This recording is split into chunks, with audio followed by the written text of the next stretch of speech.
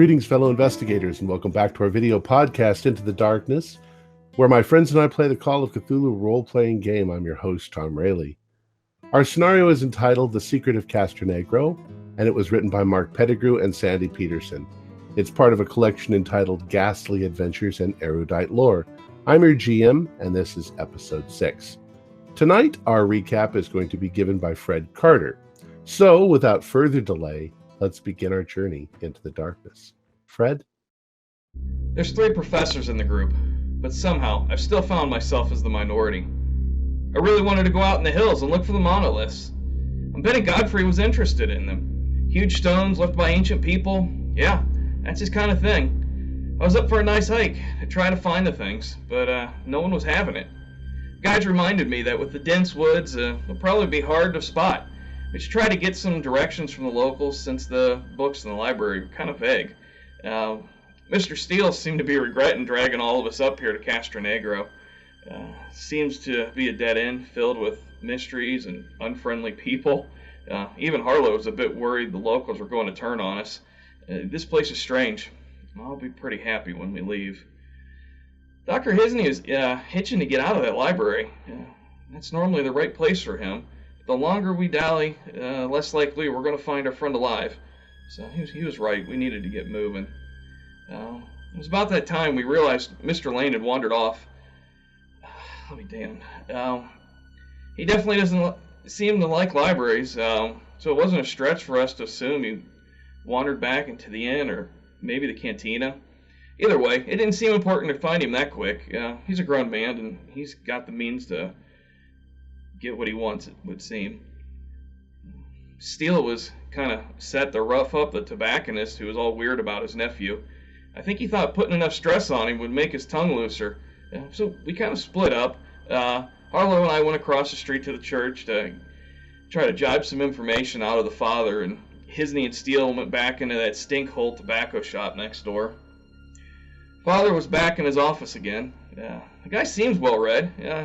He had his nose in a book when we knocked on his door. He was working on the Mass, practicing his Latin, I guess. At least someone here's normal. Well, unfortunately, he didn't know where the monoliths were, just that we could probably find them if we tried. He was a bit more helpful about that number 2 room, though, back in the library. He said that the Diaz family used it as a private study. Those folks just don't fit any standards that I know of. It's kind of cool. They're unique. But it's also pretty damn frightening considering the circumstances that we're in. Father made a comment to Harlow that the entire De Diaz family were interbred with the Villela de Perez for Pete's sake, the VPs. English and Spanish names could be so difficult. It'd be nice to encounter more Hopi families. Telling stories like this would be a bit easier if I could pronounce the names. Well, anyways, in addition to their black hair and green eyes, they all seem to share this tall stature, big teeth, and Father said, a disposition to becoming hunchbacks. Thanks, Spirit, I can control the problems that run in my family. Harlow pressed the Father on why the parish had dissolved. I kind of thought we'd gotten to the bottom of it, but it seems the Father either didn't know or he's just not willing to tell us. He said something about the church getting cold. But in the summer, that would be a draw. So I really don't understand. I can't recall what Harlow was asking about next, but Father Alonso suddenly got on to something about how the Diaz and the VP families never attend Mass here. And they're always buried in their family vault. It's up north of town. They don't get normal services either.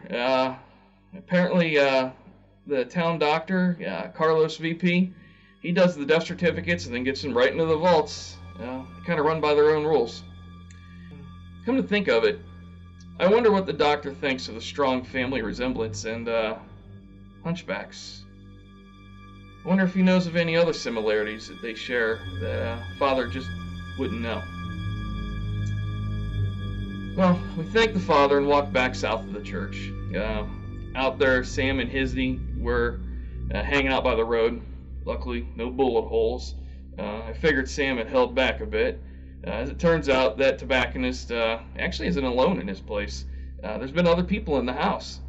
He wouldn't tell Sam anything new, but he did let it slip that he knew a lot more about his missing nephew.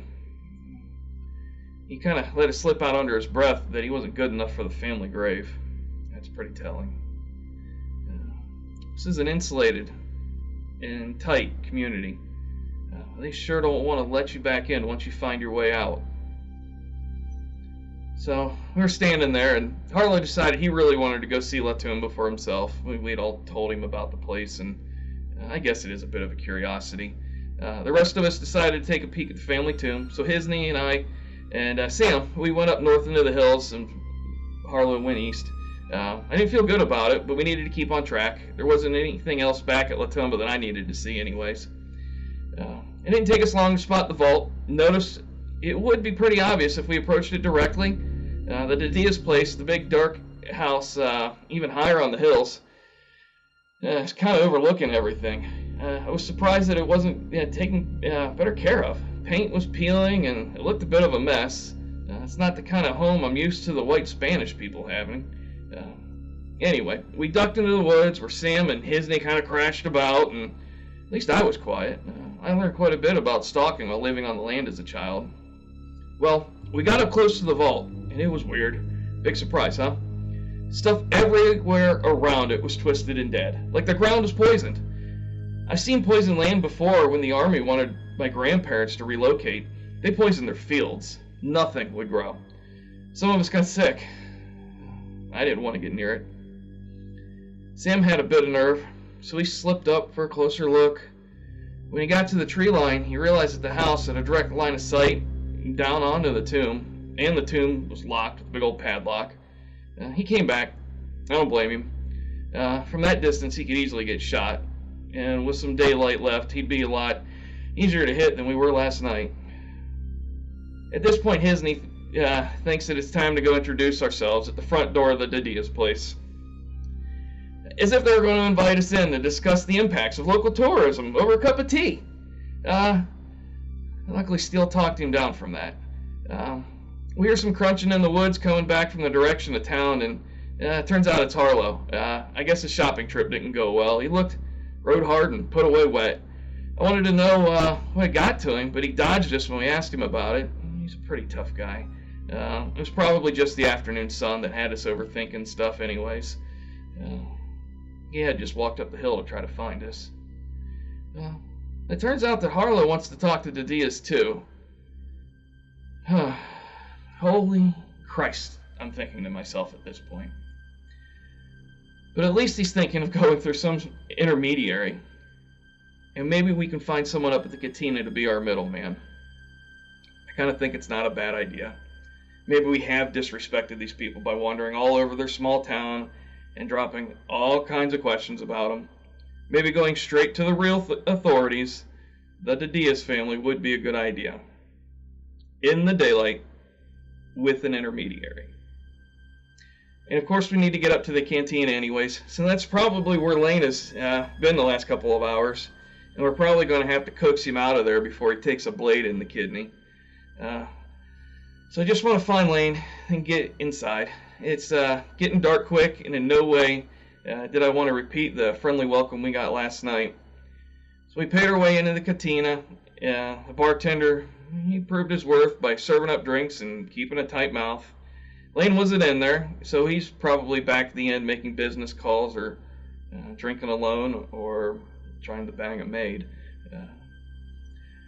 Before we leave, though, we find an easy mark to try to drag some news from.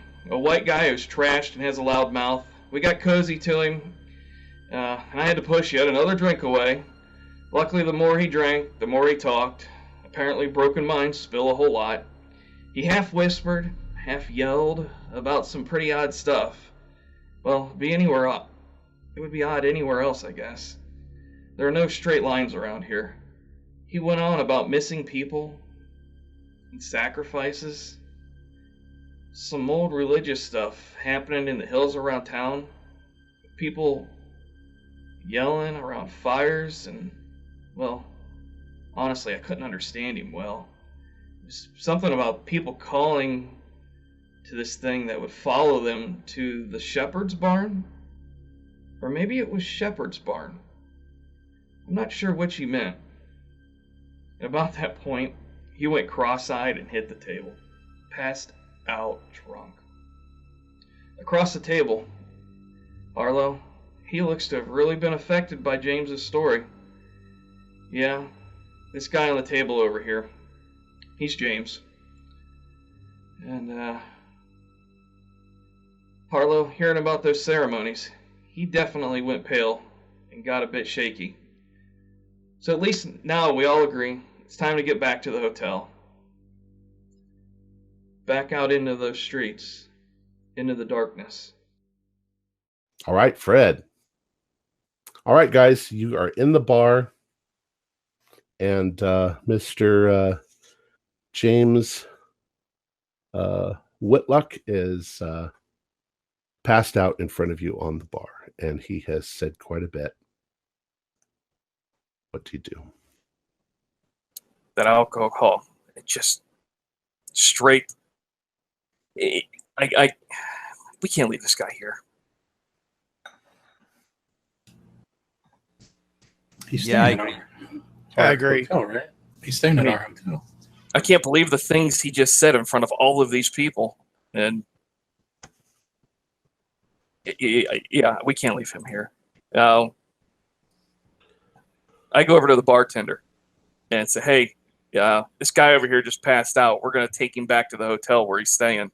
Anybody got a problem with that? Are we all right there? No, that's James. Oh. He's kind of like our town handyman, and he's our town drunk. Okay, so not a big surprise then. Yeah, if you wouldn't mind, I think he stays in room 1. Yeah, he seemed like he was pretty excitable. We figured maybe we just make sure he gets turned in safe for the night. It's like the same thing almost every night. Oh. All right. All right, so that's not a problem. So, you head back across, just down the street to the hotel, and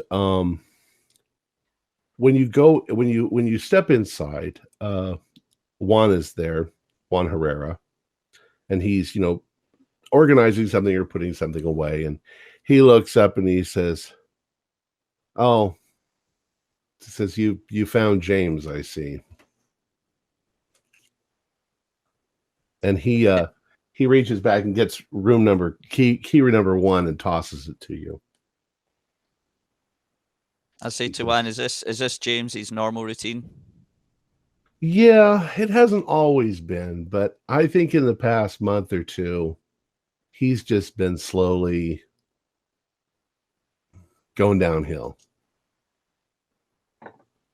Used to be kind of a handyman around town, and got along pretty well with people, but I don't know, just sort of went downhill. Has something kind of upset him, do you think, in the last little while? He's not been the same old guy? It could be that, but I don't know. He doesn't do much talking unless he's drunk. Yeah, and I'm not usually there when he's drunk, so I'm usually here. You must be the hardest working guy in the town.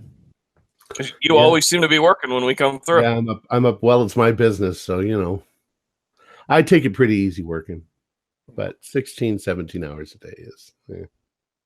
Yeah. Since you are pretty much here all the time, the other gentleman we were coming through with, the other guy that really liked to drink, Mr. Lane. Yeah. Do you know, is he up in his room right now? Did he come by recently? Well, I haven't seen him come in. I thought he was with you. I mean, not recently? He may you haven't seen him recently? He may have snuck in while I was in the back room or something. Oh. But I haven't seen him. Okay. Well, we'll just have to go. When was the last time you saw him? It was earlier today. We were out checking out the town and looking at your nice little library across the way there. Well, I hope your friend's okay. You know which room he's in, right? I think we do. Yeah.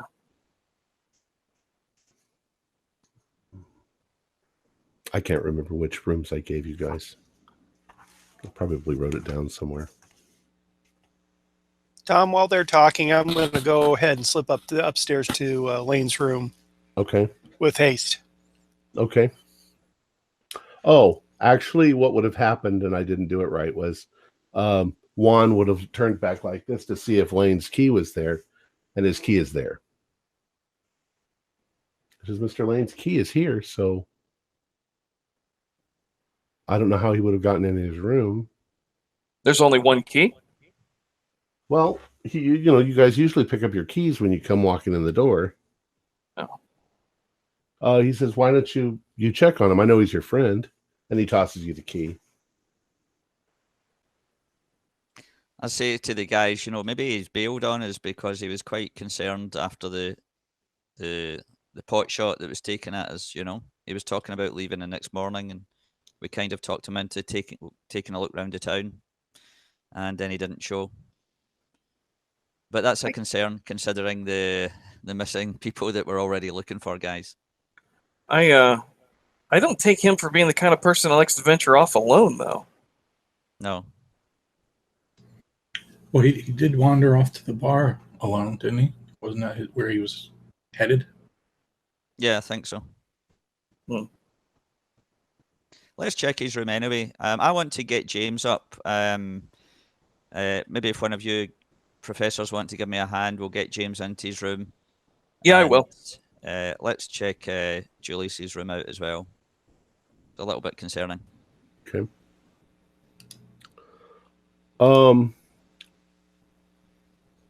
When you get up to the stairs, with Mr. Whitlock, his is the door you first come to.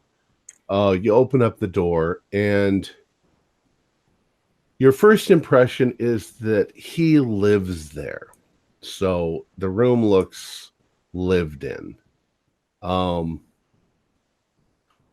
It doesn't look like the maid makes up his room. Probably because it's just ridiculous. He has a lot of tools, but they're he's got kind of like a carrying case with, a thing with a bunch of tools in it. But some of the tools are lying around the room. There's clothes on the floor, and the bed is unmade, and it's not dirty, but it's not cared for very well. Who's with me with James? Who's I am. coming in? I say let's get him on the bed just now, and I want to take a little scout about. I want to check if there's any, I don't know, anything he was reading or any kind of evidence of what he's been doing apart from any handiwork. Yeah, I don't think there's any harm in us kind of poking around to see if we can substantiate what he was telling us. Maybe he's got something weird up here that kind of point, maybe give us a little bit more information about what he was saying. Yeah, I'll get him up on the bed here. I'll take off his shoes if you want to start looking. I'll just get him rolled over here. I have a little poke about, side cabinet or whatever, a table, anything to just give us a picture maybe of where he's come from or what he's doing. Okay. Well, be specific for me. He's got a bed. He's got a kind of a dresser drawers. There's not really a closet. There's some hooks on the wall where he's got a coat hung up. There's a desk with, the usual stuff you'd see in a thing, and a couple of chairs. Okay, so I'm going to check the pockets of maybe the coats and jackets just quickly. I want to see if there's maybe a letter or family member to give us an idea of what he's doing in the town, how long he's been here, that kind of thing, or if he's written any correspondence, or maybe even if there's something like a newspaper that's, something that he's been dwelling on, or a book, Okay. You do notice that there is a newspaper in the trash can. And it's the same newspaper that had the information about the cattle mutilations and the Montoya farm. But in his pockets and clothes, all you find is loose change and things like that. Not very much, a few pennies, a few nickels. That's clothing and well, when you say you're checking his pockets, in his pockets that he's wearing. Yeah, Yeah. no, it's not. Well, I wasn't particularly, but I'm thinking anything, you know, like a coat hanging up or something like that. Right. Yeah, you don't find anything more than that. I'd kind of like to pat around the bed, look around the edge of the bed if it's pressed up against the wall, maybe around the pillow, lift the mattress a little bit if I can. Okay. See what's underneath there. See if there's any. Again, I'm more looking for like documentations or a photograph of anything that might just give us an indication of what he's dwelling on or focused on. Now, I assume that you guys have laid him on the bed. Yeah. Yeah. Okay. So you don't really find anything. You're looking around, and then on the right where he's laying, underneath the mattress, you find a dirty magazine. Can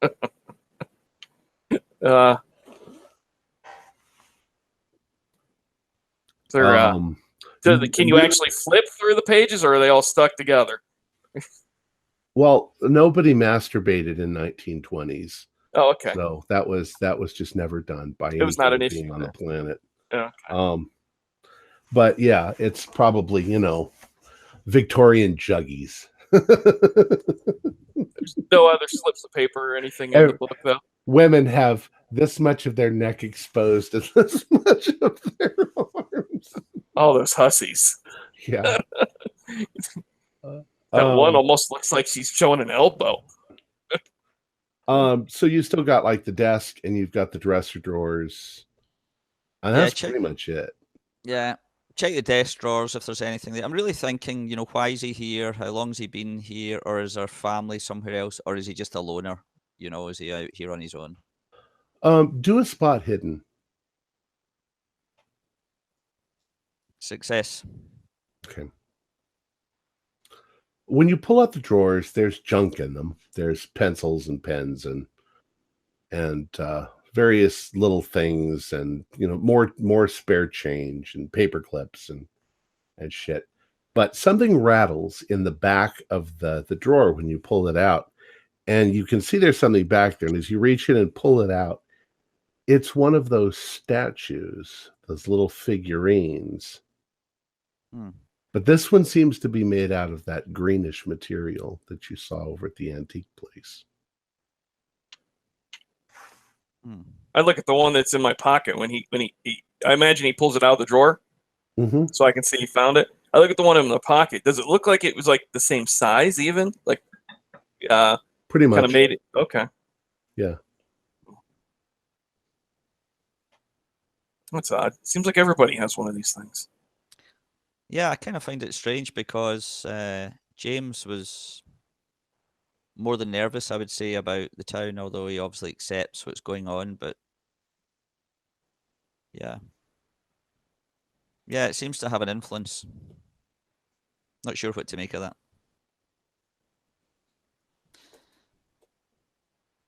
I don't know, but Mr. Lane's got 5 or 6 more of them, so if they're if they're popular, maybe he's going to have some money on his hands there. I think for sure we need to keep an eye on James and see maybe when he's a little bit more sober, if he can give us some more information in a kind of sensible manner. Talking about things taking people away, it's a bit ridiculous, really. But obviously there's something going on in the town that's really spooked him. All right. For whoever's going to Mr. Lane's room, you open the door and all of Mr. Lane's things are there, but no Mr. Lane. I have to wait a little bit because I didn't get the key. They have the key, and they. Oh. Okay. Yeah. They would have been separate keys. All right. Well, that's what's going to happen. So. Okay. No problem. Well, before they come with the key, is there anything about the door or anything going on with the door that, other than it's locked, that strikes me as unusual? Nothing at all. Okay. It doesn't look like he's been here since you guys left this morning. So we get back to you, and pretty much, yeah, things look kind of normal in there. I think he's not making anything up. He is a handyman of some sorts, and he's into these collectible figurine things too. He's got one of them in his room, but yeah, I don't know. Here, you. Sorry, I took the key. I hand you the key. Okay, I'll go ahead and get the key out of him and go to the room and check it out. Yep, nothing. Mm-hmm. Did he purchase those statues today? Do you all recall? The day before. Okay. Yeah, I think today is still Monday, and we purchased them on Sunday. Okay. You see the statues. He's got them setting on his desk. Just sort of all I forget how many he bought, but they're all sitting there. Kind of in a little circle. Are they facing one another? Did he buy more than one? I forget. Yeah, there was a small crate of them that he got, and then I took one of them out of the crate. I asked him if I could carry one around to kind of check it out and study it. I think it was 5 or 6. 5 or 6. They're all facing one another.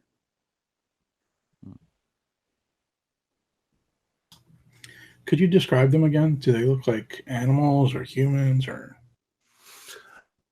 Well, there's kind of elements of both there. They're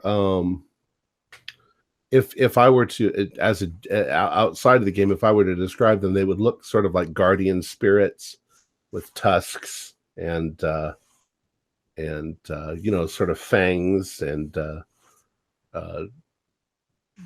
decorations all over them with, if you were to see like a temple guardians or something like that. Except in this case, they're all this dark greenish stone that feels oily when you touch it. Do they look all different, or are they the same figure over and over? Well, when you first looked at them, you thought they were all identical, but they're a little bit different. They're definitely hand carved. So there are slight differences. Each one is a little bit unique compared to the others, but they're similar. These things are really creepy.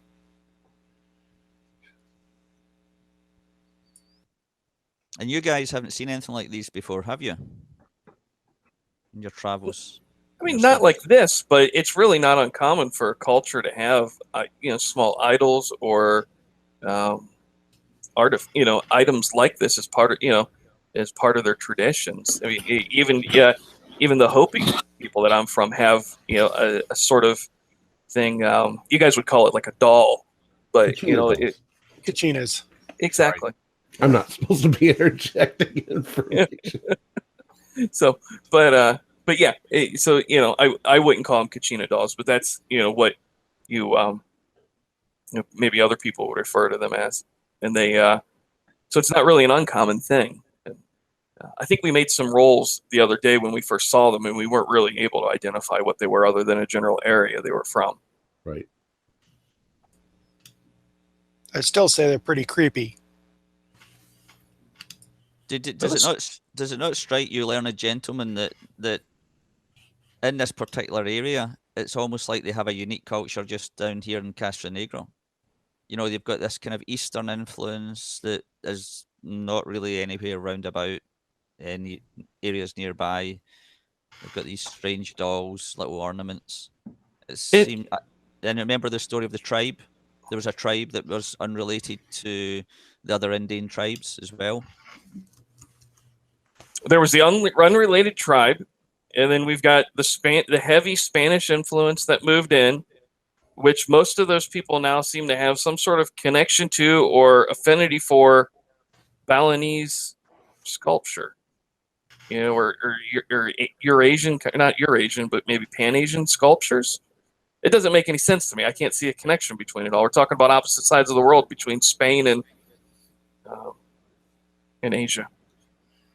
Well, I got kind of a how it was put to me when I went to Latumba. I talked with the owner there. He seemed pretty forthcoming on a lot of things, although he did seem little tight-lipped on others. But one thing that he told me was that he like his dad was involved in import-export business and trade, and a lot of the stuff they got in, while they got in specific items, they also got in a lot of stuff that was kind of like thrown in. So it's one of those things where it's like, hey, I get this item, this item, this item, and they threw in all these Asian statues.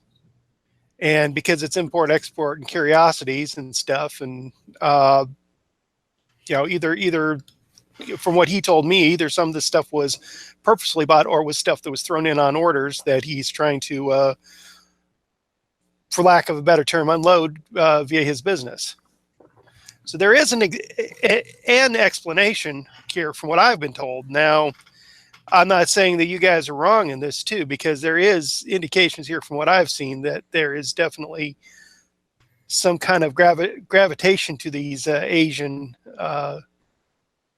artifacts. And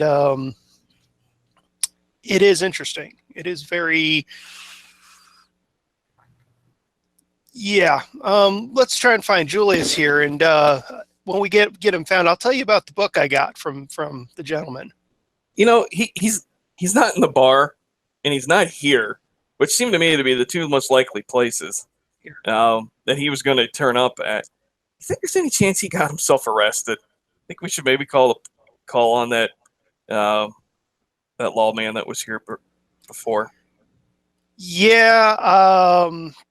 That might not be such a bad idea there. Actually, may I suggest that I go and talk with him, since I haven't had any direct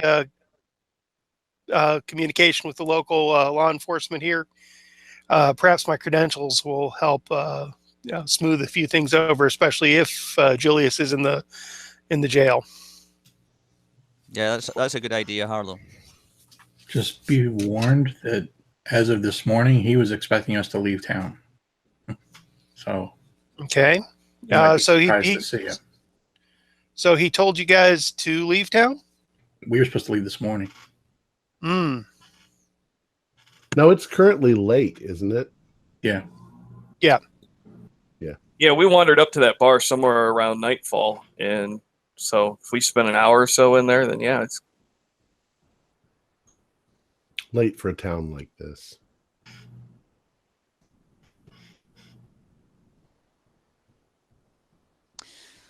Well, this might still be an idea. We could always call down from the hotel, or we check in the morning. Or I think you're right, Harlow. I think it'd be best if you did, because the sheriff didn't really like us. No problem. I'll take care of the sheriff. Yeah, do you want one of my guns? Got one of my own. Okay. But I appreciate the offer.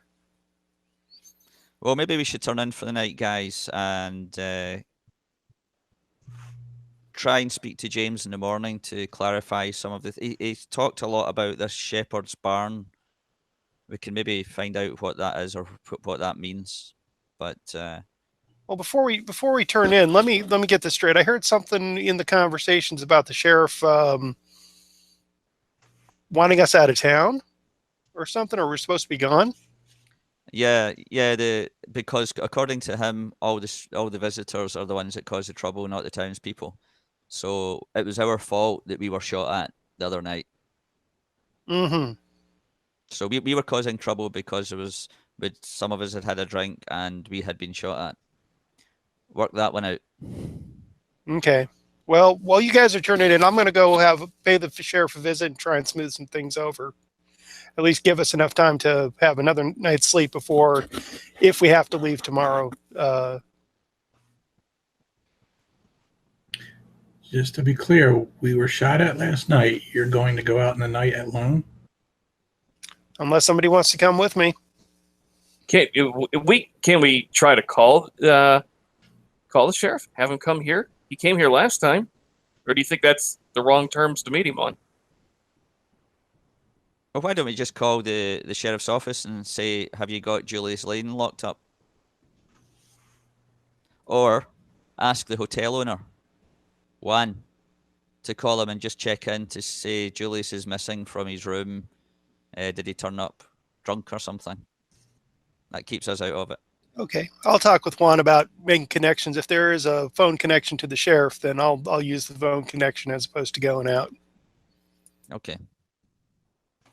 All right.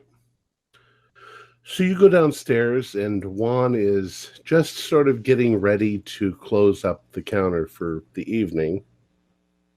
And he says, Dr. Harlow, what can I do for you?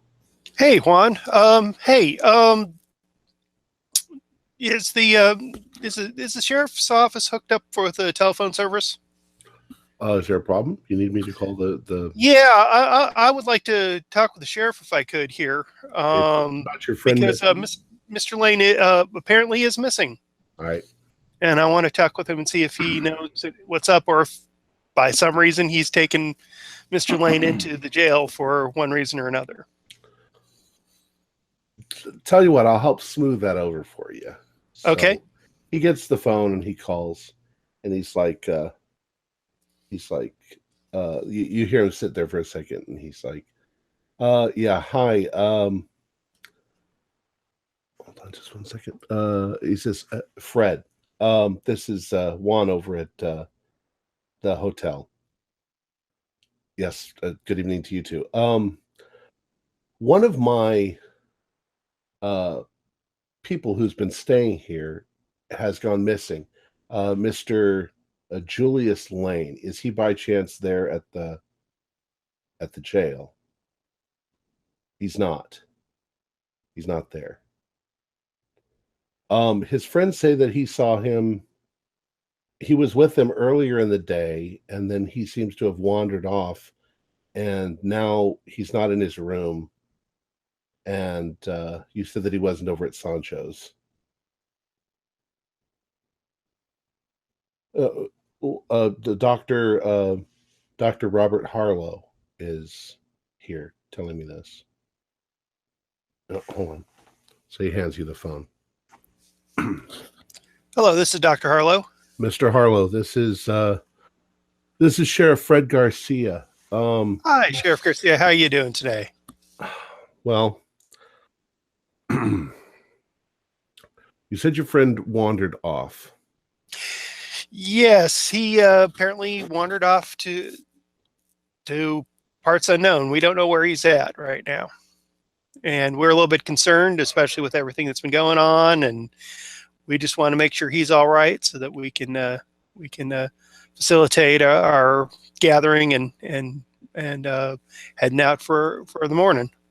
Is your friend a drinking man?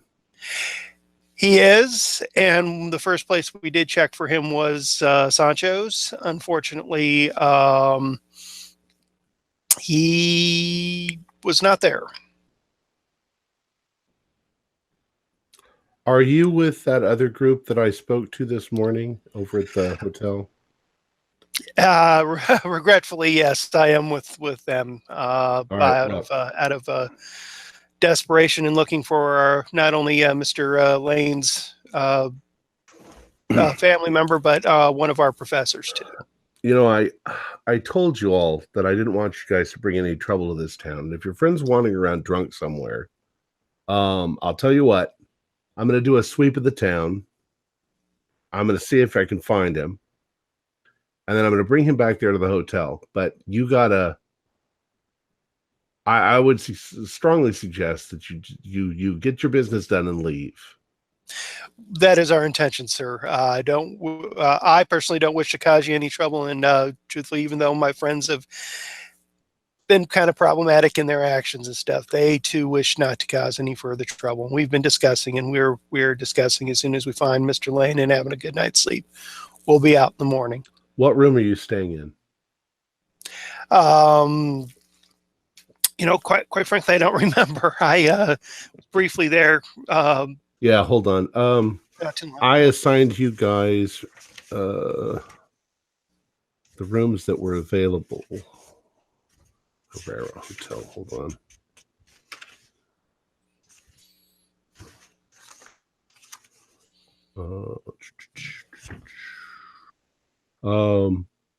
Rooms 1, 2, and 3 are occupied. 4 through 10. So say 4, 5, 6, 7, 8. Room 6. Okay.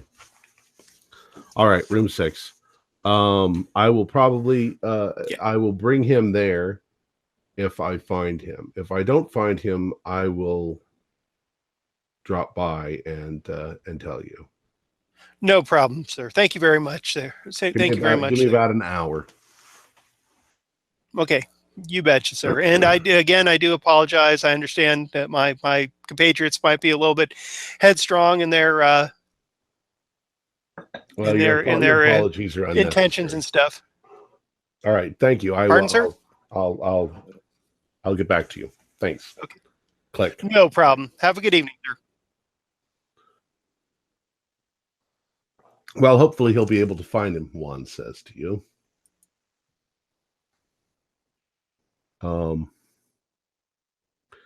He's probably, if he's drunk, he's probably in an alleyway or something. And there aren't many, so he should find him. All right, so I assume then you go back upstairs. Yeah. All right, so before you go to bed, about an hour goes by, and from inside your room, you can hear somebody come up the stairs, and they have kind of heavy shoes. And it comes right to Dr. Harlow's door, and there's a rather sharp knock. Dr. Harlow. I'm going over and carefully opening the door, just enough to see, but not enough to fully open it. Right, and it's the sheriff, and he says, "Mr. Harlow, I keep changing my pages. I'm Fred Garcia. He's not laughing. I'm Fred Garcia. I did a sweep of the town, but I didn't see your friend. Could he have opened the door? Could he have left? Open the door. Don't think so, sir. He left his stuff with us here. If he was going to leave, he would have taken his belongings with him. You people are so much trouble when you come into my town, and then you get lost. You get lost in a town with barely 300 people in it. Well, there's not much point in searching tonight. It's pitch black outside. All right.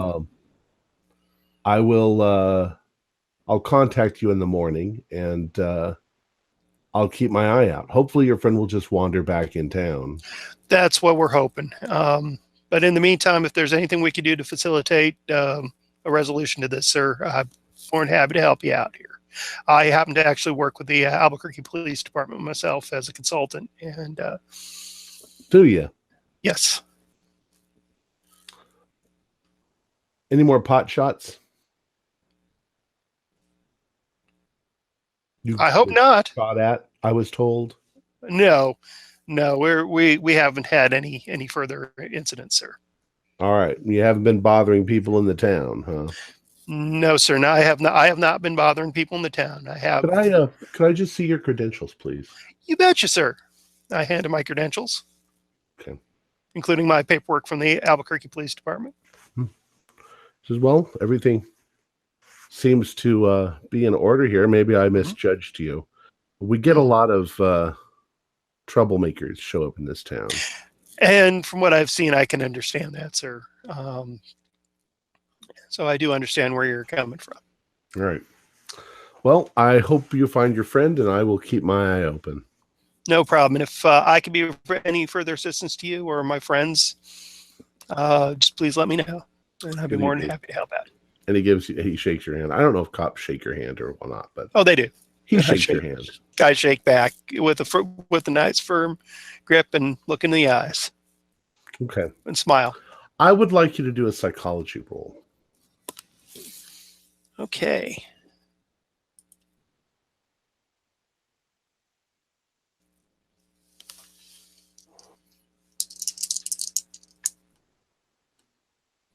Nope. Didn't make it. All right. Everything seemed perfectly fine. Yep. Seems that way. Sorry. Darn my face. All right, folks. All right, so y'all go to sleep. I'd like you all to do power rolls.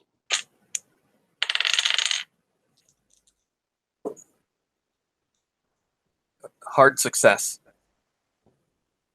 Okay. I fail.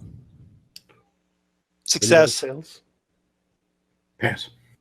Okay, so only one failure. In that case, I'd like you all to mute except for Ken.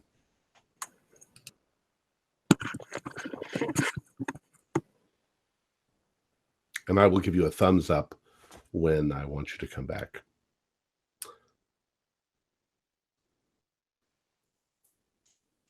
Oh, I'm sorry. Why did I say mute? I want you to take your earphones off, and I will give you a thumbs up when it's time to come back, except for Ken.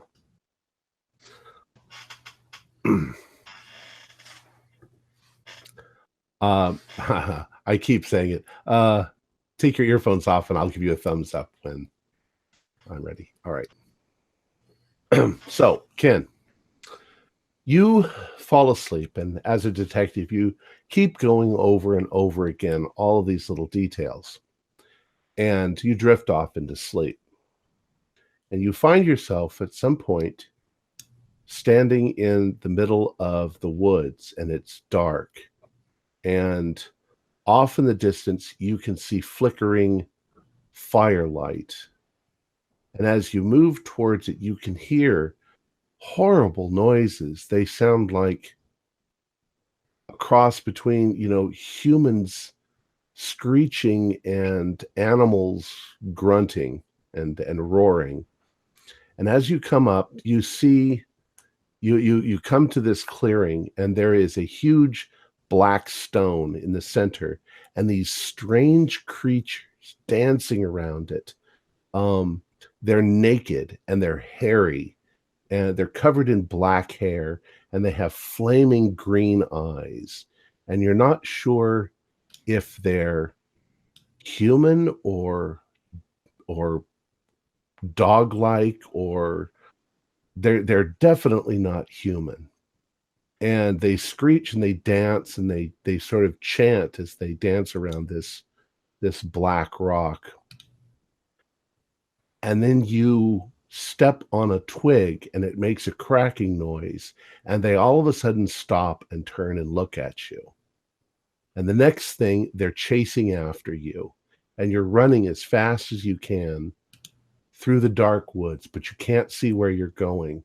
And you know they're coming up behind you, and you know that they're about to catch you.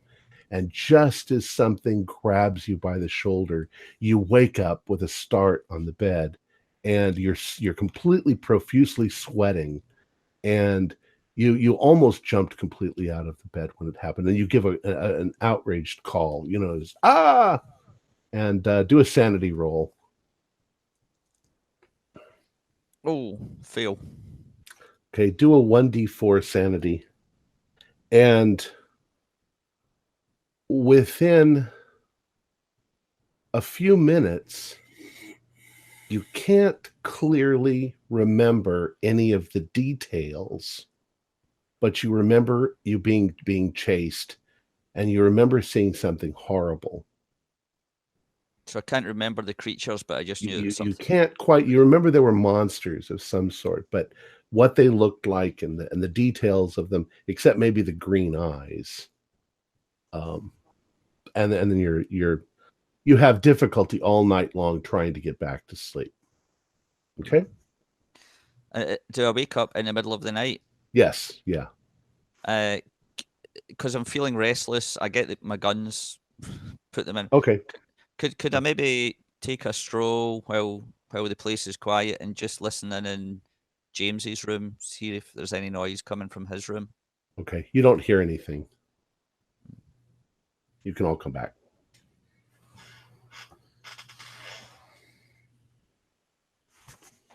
All right.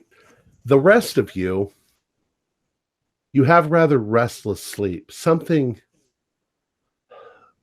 bothers you. Something about this whole situation doesn't seem right. Where is Julius?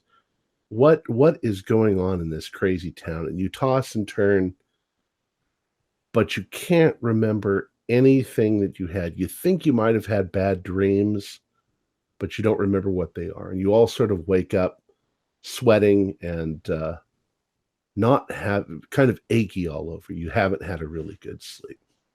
But other than that, you wake up in the morning. So now it's now about 7:00 a.m.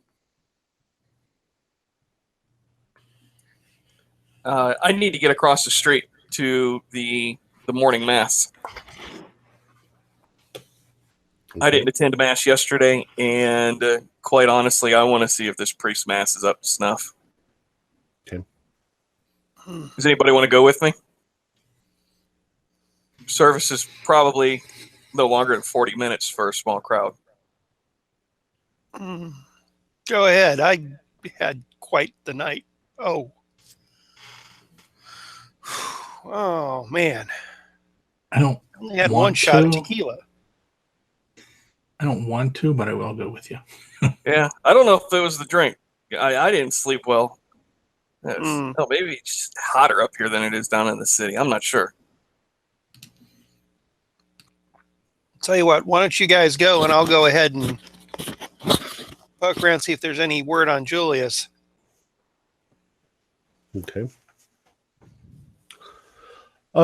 You go across the street to mass, and there's nobody else in there but you, and the priest does mass all in Latin. It is pre-Vatican II. But everything seems fine. Okay. Well, I'm satisfied that I got to attend, and I guess he is up to snuff after all. I thank him. I make sure I put a very nice tithe in. I'll put at least $5, down for him. Oh, okay. So just a offering for the church. And I do ask him while we're there. Have you seen Julius Lane, the wealthy man that's been traveling with us? Your friend with the money. Yeah, no, I haven't seen him. All right. Could you possibly drop word over at the inn if you do see him? We're very concerned. We haven't seen him since yesterday, and I wasn't like him to kind of wander off. Certainly. Yeah. All right. For all I know, he just got drunk and fell in a ditch somewhere, but hopefully he turns up this morning. Dr. Harlow, you go over to the police station, and the sheriff isn't in yet this morning. He usually gets in around 9:30 or 10. Okay. Deputy in? Or there doesn't seem to be a deputy. So okay. All right, no problem. They just don't have that much things going on, so somebody would call him at home if there was something bad. That case, I'm just going to kind of wander around close to Sancho's there and kind of look around the area just in case if Julius might have ended up in the proverbial gutter, as it were, drunk. The morning's a little chilly and it's a little wet, just the dew on the ground. There's a little bit of mist hanging in the air. It gives the town kind of a dreamlike sort of feeling. Everything is distant and gray. But other than that, what would you like to do? Well, if I don't come up with any sign of Julius there, I'm going to head back over to the hotel. You don't see anything. Okay, heading back over to the hotel, meet up with everybody else. Okay. And is that everybody else? You're all going to head back to the hotel then? All right.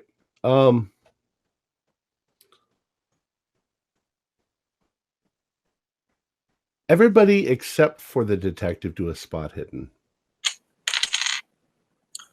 Oh, yeah. It's a hard success.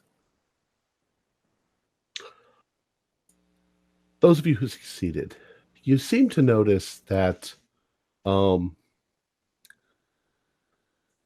that Sam doesn't seem to be up to snuff this morning. He's usually pretty talkative and going over things, but he seems a little pale, and he seems like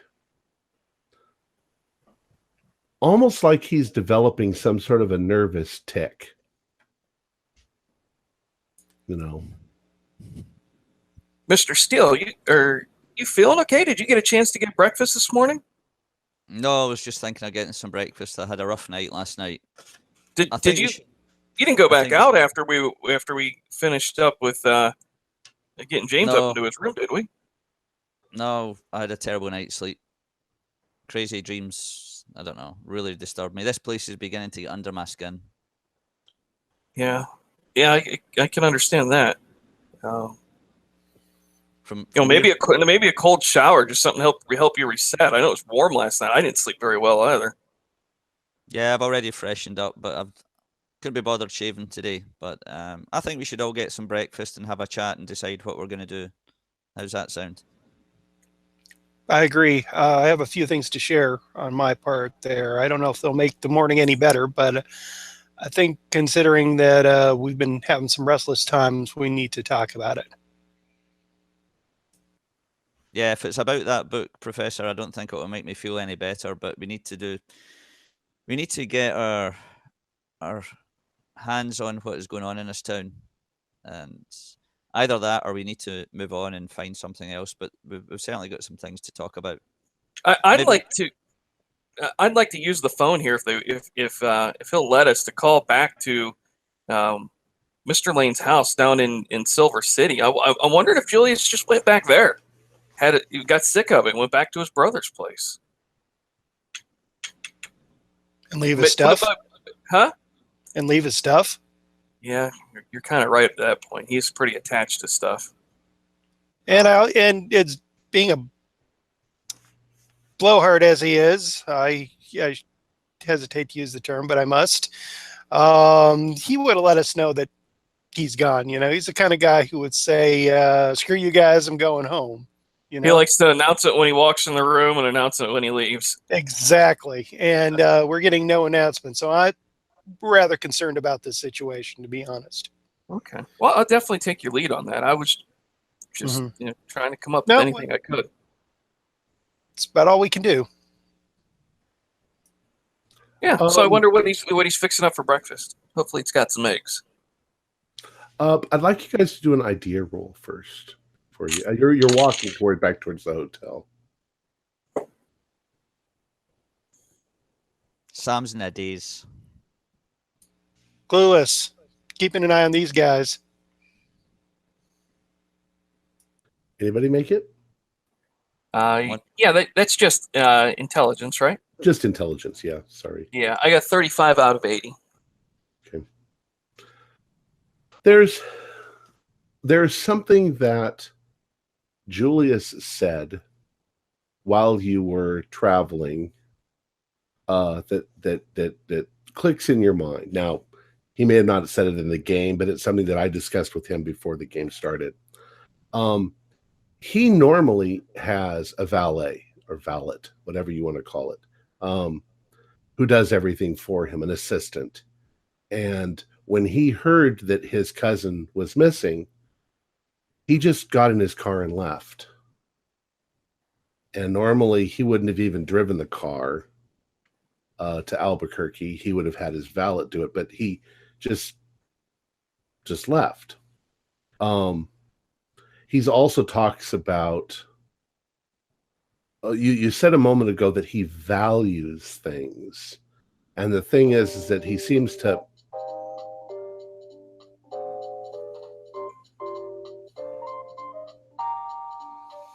Call from. Thank you, David. He seems to value money. So all of the stuff that's in his room right now, he could just buy more. You know, there's nothing that seems so personal. There's clothes and there's whatever he brought with him. But heck, if he had a car here, he could have left his car here and just go buy another one. That's his attitude. So I'm just saying that that's really a stronger possibility now that you think of it, that he could have just left. And breakfast does have eggs.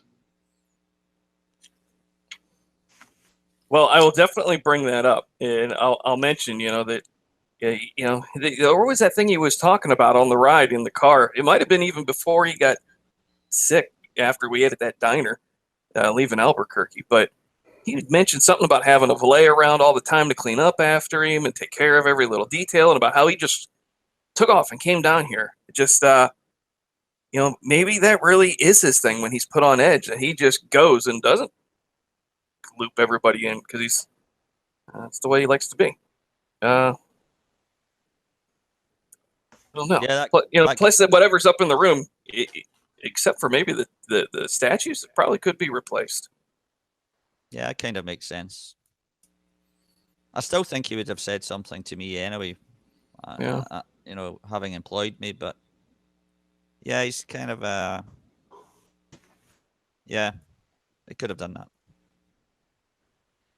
So It's possible. When Julius, Well, that's it. Go ahead. well, or rather, it's Juan that's the innkeeper, right? Correct. Yeah. When Juan's bringing out breakfast, I'm going to ask him, hey, Juan, you have a place called, was it Peasants? No. Shepherd's Barn? Is there someone in town named Shepherd? The last name? Shepherd's Barn. Yeah. There used to be an old homestead. I think it's kind of south from here. I think that it was a shepherd's. It was like a small farm, but I don't think anybody's lived out there for years and years. Oh, okay. Was he actually a shepherd by trade? Did he have sheep or? No, I think that was his last name. Oh. All right. So the opposite side of town than the Diaz's place. Okay. Yeah, kind of out in the woods, I think. I don't really know. You asked the question. It's kind of an offhanded question. The name sounds just vaguely familiar to me. I'm sorry. I don't mean to go down a weird tangent with you. We're here poking around trying to find some of our friends. We heard somebody mention the place last night at the bar, and just thought, well, maybe that's somewhere we hadn't been yet. And if it's, if the guy is still in the business of ranching, or if we didn't know if it was an actual shepherd by trade or shepherd by name, we just truly didn't know. But it was just something we were trying to wrap our arms around. So I apologize for the distraction. Thank you for another good meal. I'm not sure that sheep would do really good in this kind of climate. It'd be kind of hot. Actually, they did pretty good. It's just yeah. Although in the upper parts of the Gila and stuff, there's not a lot of grass for them. So, and it is forest land, so they wouldn't be very few private ranchers and stuff up there. That's more BLM stuff, but the BLM's in its infancy there. So, and the more grazing lands would be lower off the forest in the mountain areas. Let's see. Sam has a scan round about the kind of breakfast area. Is James around here? You haven't heard a word from James upstairs. Okay, guys. Well, why don't we? I mean, that's interesting. That there is a place called the Shepherd's Barn somewhere in the woods. Did he say? So we can maybe try and check that out. Maybe your priest across the road will be able to tell us where that is. Yeah, that's probably he might be able to. I honestly forgot to ask him when we were over there. I just asked him about Julius. And by the way, even though we were kind of curious if he was doing anything weird with the service, things checked out just fine. I mean, I was pleased. That's the traditional service as far as I know it. So he didn't take you up the stairs to kiss the statue of death, no?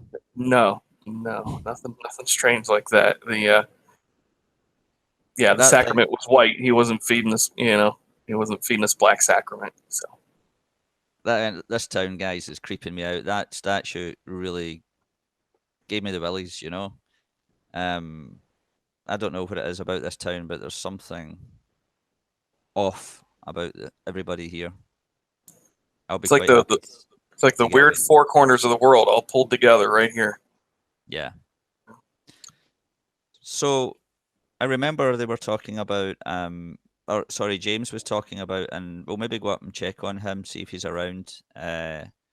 Some kind of standing stones or something? And we've got the shepherd's barn. What that has got to do with our good Professor Godfrey or David Lane, I've no idea, but it might help us understand what's going on in the town. Mr. Steele, when you started working with Julius, did he ever give you a home number or his number for where his personal valet, might be able to be reached? Is it possible he's touched base with him? Yeah, he gave me his card. I could get one to help us out and give the place a call. Yeah, maybe one could make a call for us just to kind of touch base and see if he's in. Mm-hmm. That might be just one more road to go down.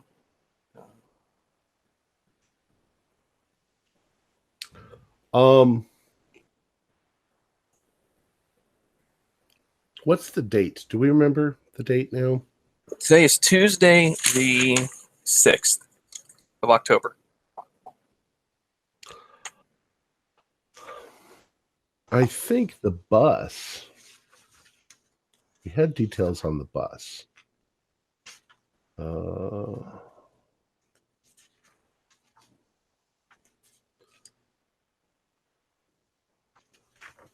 don't think the bus runs today. I'm just thinking that he wouldn't have been able to. Here we go. The bus goes. The bus goes from Silver City to Castronegro on Tuesdays at 8 a.m. and arrives at 10 a.m. It then leaves Castronegro on Wednesday at 8 a.m. and arrives in Silver City at 10 a.m. So there's been no bus for the last couple of days. The bus leaves tomorrow. So Lane couldn't have taken the bus.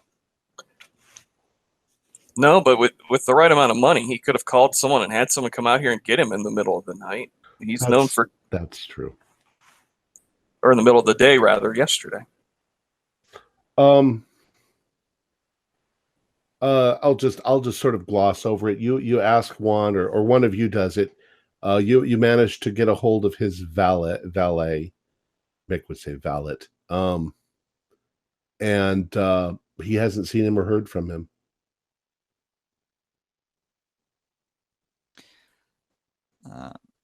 I excuse myself from the kind of breakfast table and I go and check at James's door, give him a chat to see if he's around. Knock the door. Okay. You knock on the door and at first there's no answer. Then you sort of hear some stumbling around inside the room and you hear his voice and he's like, What? I said, James, come on, we'll treat you to breakfast. Come on downstairs. We brought you home last night. Who the hell are you? Who is that? It's Sam, your new best friend. We brought you home last night. And there's more fumbling around, and then the door sort of opens up, and he's still in the same state that he was last night as far as dress or undress. And he looks out and he's like, Who the hell are you? I remember we drank together last night. Oh. We were sharing stories. I've got a really bad hangover. I don't want no breakfast. What did we talk about? All sorts of crap last night. You were talking about the shepherd's barn and Okay, the second you see that, this look this look comes over his face. He turns pale and he's like, "Oh fuck." And he slams the door in your face. Well, as he does that, I try and grab the door and stop him from shutting it. Well, he had only had it open a little bit, so he just leans on it and slams it shut. And now you hear a lot more stumbling around inside the room. As I shout through the door, "James, you need to open this door for your own protection. Let me in right now." Do a listen roll.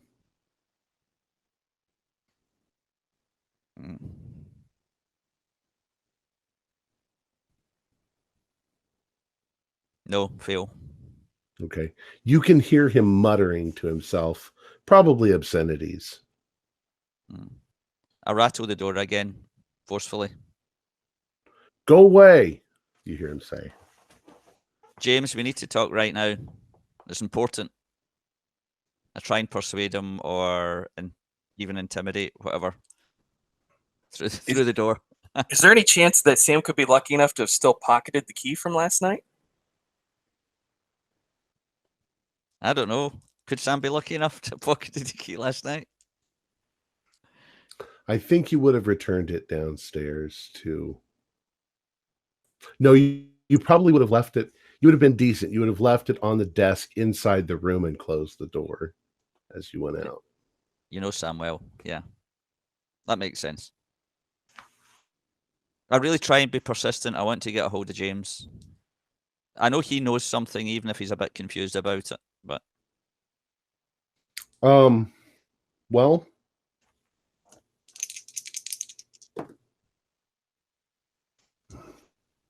how long are you going to stand there? You can hear him doing stuff in the room.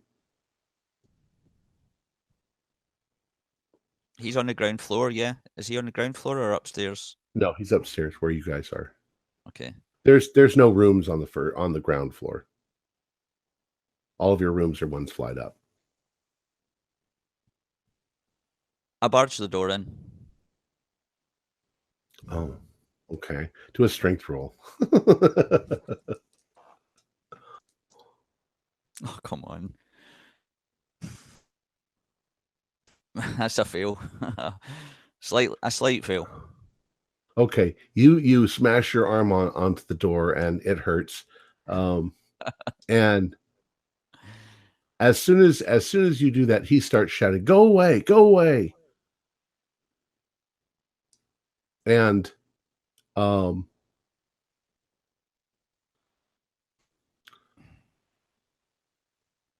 you hear definitely like tools or something dropping on the ground, and like maybe that whole bag full of tools falls on the ground, and then it goes strangely silent, like they're scuffling, and then there's no sound at all. Like he's not in the room? Right. Or he's passed out, or you don't hear any more movement. I try the door one more time. I put my foot to the door and force it as best I can. Okay. Go ahead and do another strength roll.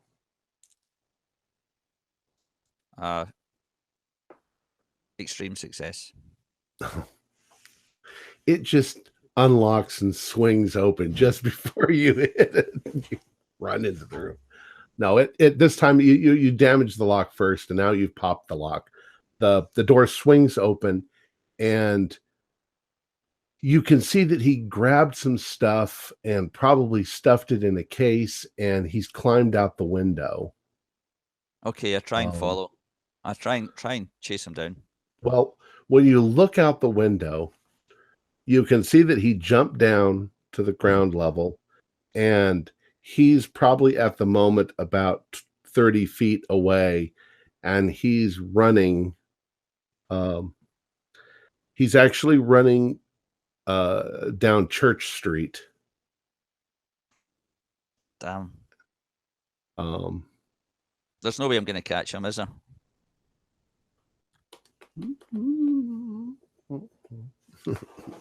Okay, I go for it. I jump out. I jump. Oh, you're going to try to jump out too? Okay. I'm just going to do it. I'm just going to go for it. Do a I don't want dex to lose roll. him. If we lose him now, extreme success. Come on.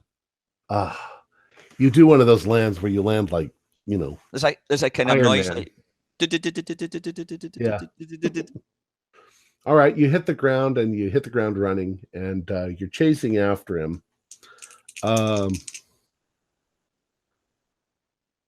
You're sober. He's hungover.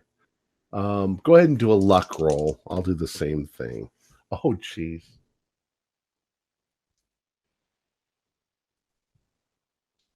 Where's my luck gone? All right. Okay. Oh, bad fail. Yeah, and he succeeded with a hard success. Damn. So somehow he dodges down an alley and down another alley, and by the time you get there, you don't know which direction he's gone. Sam stands out of puff for a while, and then defeated walks back to the. Before the you hotel. walk back, do a spot hidden roll for me. Oh, seriously? Fail. Can I put some luck to that? Or not? How much did you fail it by? No, in second thoughts, I wouldn't bother. About 9 points, forget it. I'll let you push it if you. Okay. Yeah, I want to push it. If you fail, something not Unlucky. so great's going to happen. Okay. I've got a good luck. Oh, good success. Okay. 23. As you're standing there, panting, looking down the alley, a light breeze sort of comes up, and a small piece of cloth, flutters up. It's white, and it sort of lands against your foot. And when you look down, it is a handkerchief with the monogrammed initials JL. Sounds like I look in the direction of the blowing wind. Just down Church Street. Yeah, just head down. I carry on, head down. Well, that would be heading back towards the hotel. Oh, back the way. Oh, it's coming from that direction. Yeah. You don't see anything, but did you pick up the cloth? Sure. Yeah, have a look at it. It's a handkerchief. A man's handkerchief. With JL monogrammed onto it. And there is a little bit of blood, you're pretty sure, on it.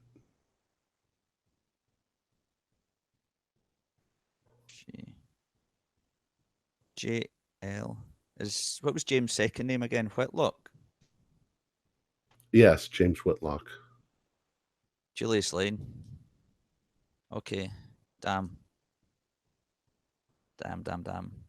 Okay, I head back to the hotel quickly. Okay. So Sam walks in looking bedraggled in the main entrance. And everybody's kind of surprised because, hey, you went upstairs. And how did you get down here? All right. What the heck happened? I tell the guys what happened. I told them that as soon as I mentioned the shepherd's barn, James went cuckoo, panicked, went pale, and I tell them the whole story. And then I say, look, guys, I've got some really concerning news. I've just found one of Julius's handkerchiefs with blood on it. Geez. We need to be very careful. Somebody's wanting rid of us here. Hmm. It looks like I might not be getting paid for this job, which is going to be a real bummer. Gentlemen, may I suggest we retire to somewhere a little bit more private? Sure. Okay.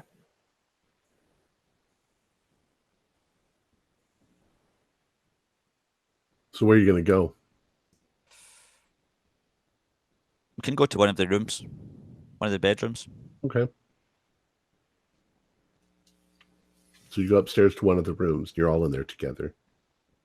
Okay. Gentlemen, something came to mind while Mr. Steele was out.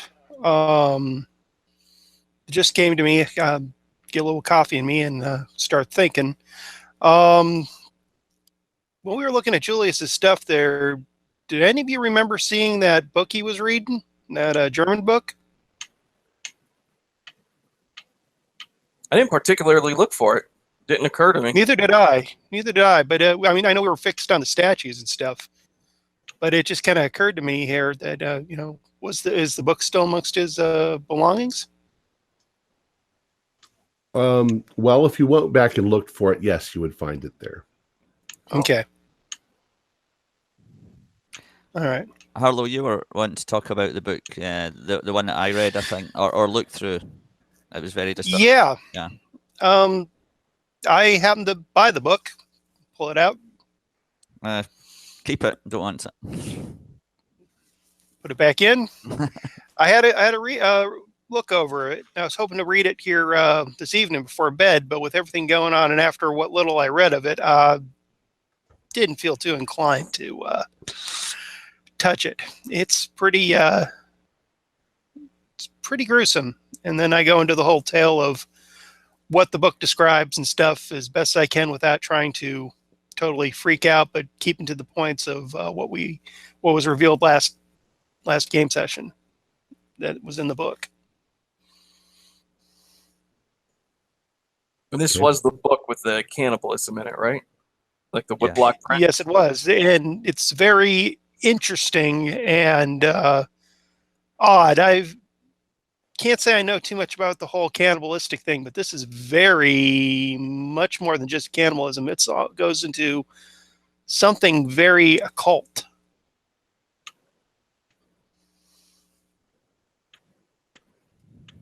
Does the book describe where it's from? Like what country or area or anything like that? Is it anything to do with here, or is it just a strange book? No, but it does have to deal with the Spanish and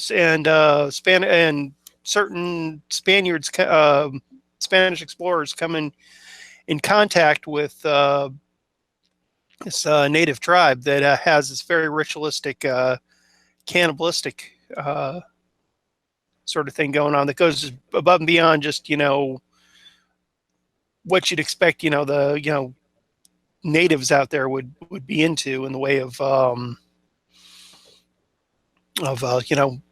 stuff in regards to war or just plain food aspects. It goes into very much a ritualistic thing with occult ties.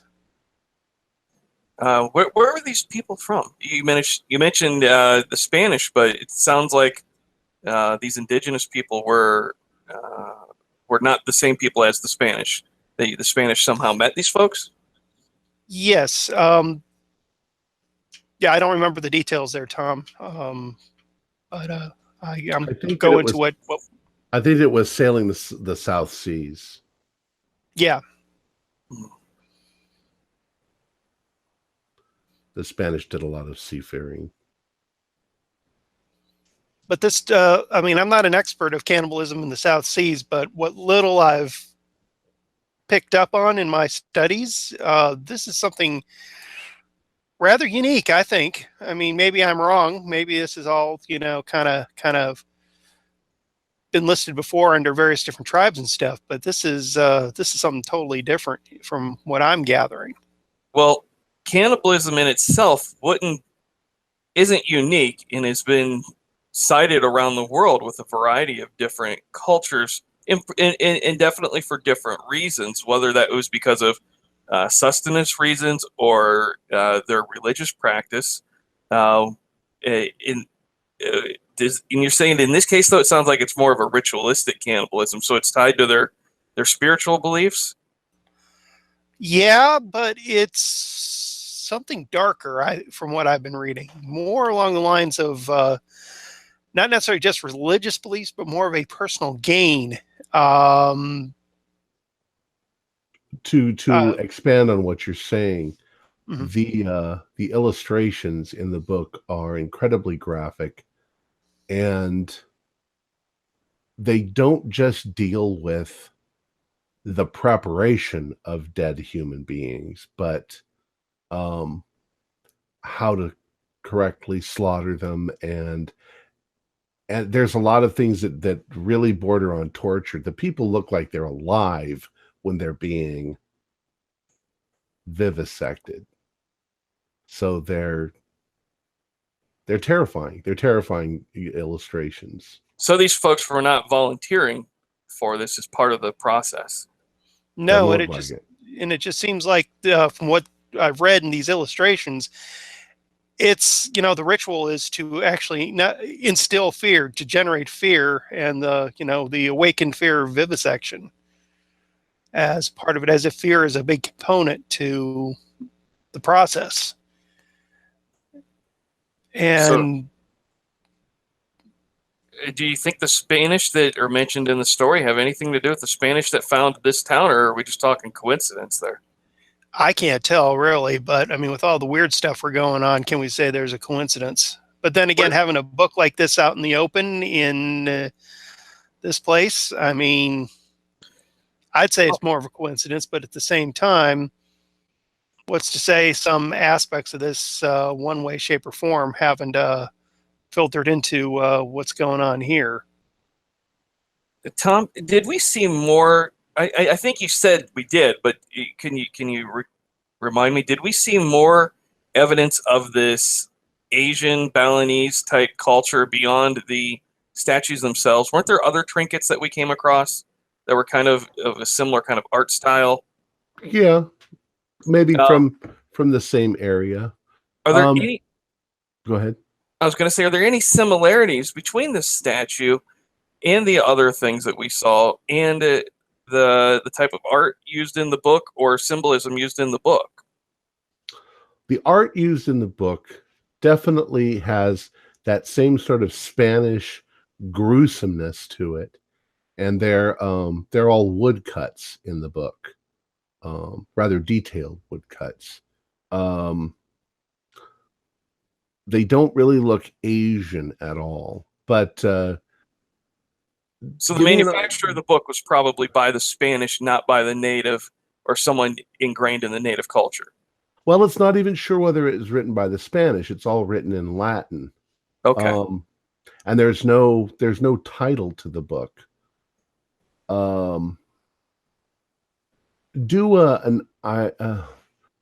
Who's got Latin? Somebody do a Latin roll. I do.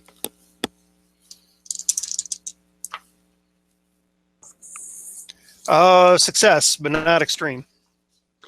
Well, something sort of sticks in your mind that it's difficult to interpret some of the Latin. It's not easy Latin. But what you might be thinking for South Seas might also possibly be Asia. There might be references here that are more Asian places. Though you're not sure whether the Spanish had access to Asia at the time the book was probably written, which is probably a few hundred years ago. It's difficult. It's difficult.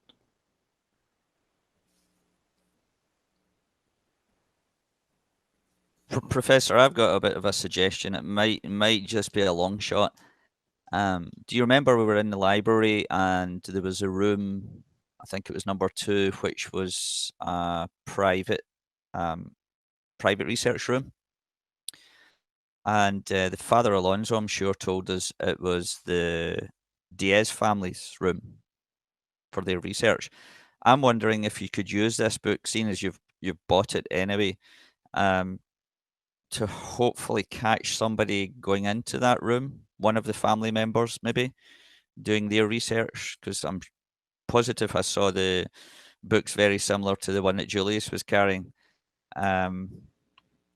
and kind of strike up a conversation and ask if they can tell you anything about that book in particular, just to get maybe inside the Diaz family's brain. See if we can get something. It's just a long shot. But, just feigning the interest. Well, you have the interest anyway in these kind of subjects, so it might be a point of contact, Yes, but not to shoot it down, but if there's some stuff going down here, I don't know if these guys are going to be coming out very much. If there's somebody here who's up to no good, I don't see them wanting to stick their heads out into any areas where we're at. I don't think they want to be interacting with us. Yeah. Or give us an excuse to bug them. As I say, it was a long shot. True. If they've got whoever it is that uses that room on a regular basis, the room is full of these kind of books. So it's like an obsession. Mm-hmm. But anyway, it's just a thought. Well, it's a thought to keep in mind just in case if the opportunity arises. But I think we need to find this something to do with this Shepherd's Barn, or I need to find this James Whitlock in the town, wherever it is he's scampered off to. Well, I think the library might have clues to where we could find the Shepherd's Barn at. Maybe an older map or something of the town, or in the, maybe it was Ken that you suggested to. I'm sorry, Sam, that you suggested that perhaps even Father Alonso would know. But yeah. I think we could probably figure that. I think I got a good feeling we can figure that one out, where that's at, or at least what direction to head off in. Well, that's why I'm just a detective and you're a professor. That's a good idea. I agree, but something to keep in mind, gentlemen, that the sheriff is going to be looking for us to be heading out of town here pretty soon. And if we stick around here, we could definitely incur some trouble that we don't want. May I suggest something? Go ahead. Yeah. How about we move our base of operations to somewhere else, but stick close to the town? We've got plenty of camping gear and supplies in our Model T out there. Why don't we go find a place close by, but away out of the town, and then do our investigations, like of the Shepherd's Barn and the area, without rousing more ire of the law enforcement here. Yeah, make them think that we're out of the area and not causing any problems, and then we can, on our own leisure, poke around. And since I've been getting along with the sheriff and some of the other people around here, maybe if we need to investigate the town more, maybe I can come into here and work things over, maybe smooth things out in case we need to come back, and have maybe one or two of us come back in to poke around. Will be a lot less stressful on the situation, as opposed to everybody. Well, if this barn's abandoned, maybe that's somewhere we can hang out, or the cliffside dwellings that are have been long abandoned could be another place that we'd have easy shelter at. I'd say let's go with the cliff dwellings, and then from there it's pretty much an easy ride or an easy walk out to wherever we need to go in the area, and just kind of take some of the heat down and let it calm down a bit, and then we can take it from there. And if nothing else, since Julius is gone, I can give the sheriff an indication that we're going to be talking with his family and people in Albuquerque, and we may be myself and maybe someone from the Albuquerque Police Department will be back to have a look into what's going on with Julius. But at the same time, we can conduct our own investigations out here and get information, so that if there is something nefarious going on, we have something to go on, that I can call my contacts in from Albuquerque to come down, and maybe we can get some backup on this. But we need some solid information before I can do that. I'll definitely be more comfortable just sleeping out on the land than sleeping in this town any day. I'm sorry, I tried to type it in and it didn't come through. The cliffs dwellings are about 20 miles away. Yeah. So that's about an hour drive, right? Yeah, down the winding road back down. You guys. I remember this winding. I got sick coming up here from there. Yeah. Well, we can always find a good campsite nearby, and if for some reason the sheriff or even better on our part, one of the forest rangers comes by, we can let them know that, hey, look, we decided to kind of hang out here, and we can take things from there, but we won't be aggravating the situation here in Castronegro. But we'll be a lot more open without having the sheriff breathing down our necks to look around on things. Maybe not to the going to the cliff dwellings, but just close enough so that we're away from the town, but close enough to conduct further investigations. And especially with the Shepherd's Barn, I'm interested in the Shepherd's Barn lead. See where that takes us, because if our handyman friend is that scared about it, that might prove a fruitful bit of investigation there.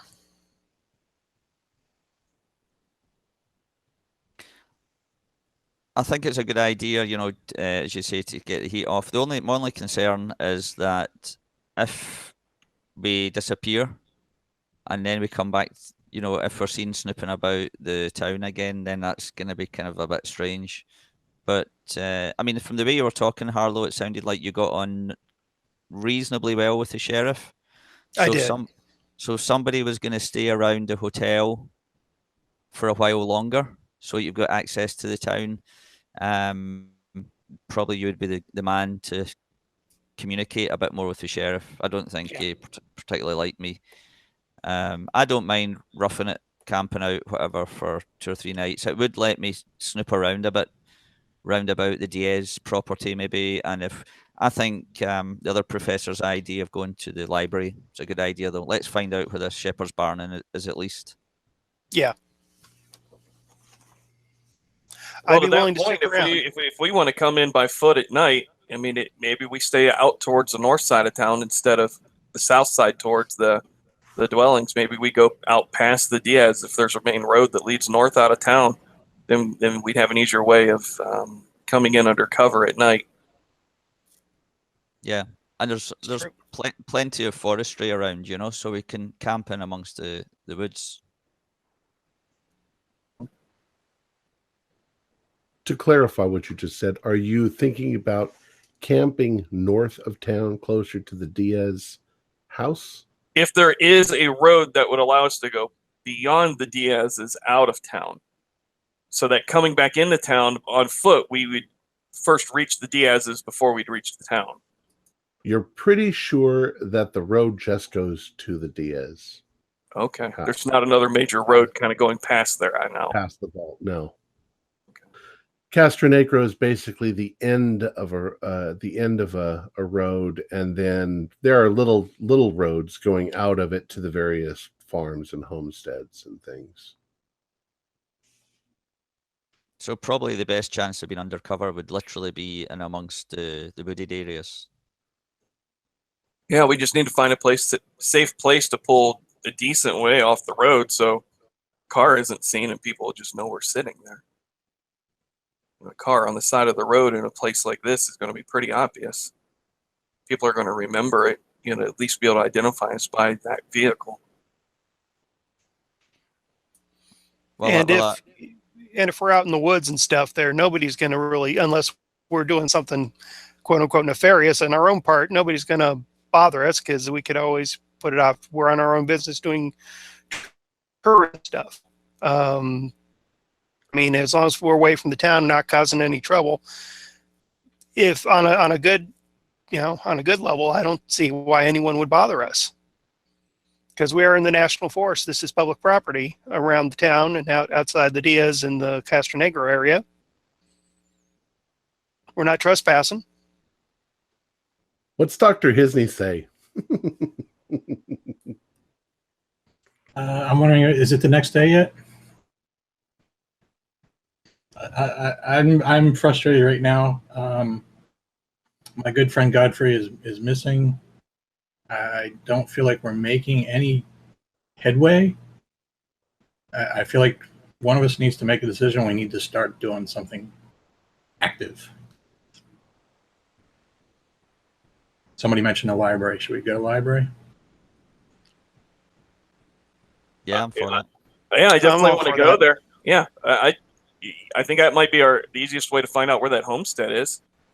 Well, it's still really early in the day, so let's pack all our bags. Let's go to the library, and then from there we can either go right to the shepherd's barn, or we could go and set up our campsite. Okay, well, Sounds like- I've got a suggestion. You guys are good at the books, so why don't you check out the library, and I'm going to scour the town and see if I can find this James who ran away. okay. I'll go ahead and talk with the sheriff just to make sure that Julius hasn't popped in and is in the drunk tank right now. Okay. Just to be And clear, then I'll meet you all at the library. just to be clear, Harlow, did you take Julius's book, or did you leave it in his room? I've left it so far. Okay. All right.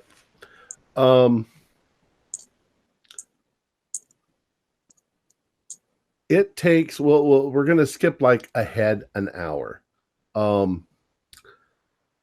Sam, you've pretty much walked all the way around the town. You've glanced down alleys. You've looked for any signs of a struggle or blood or anything like that. You haven't really seen anything.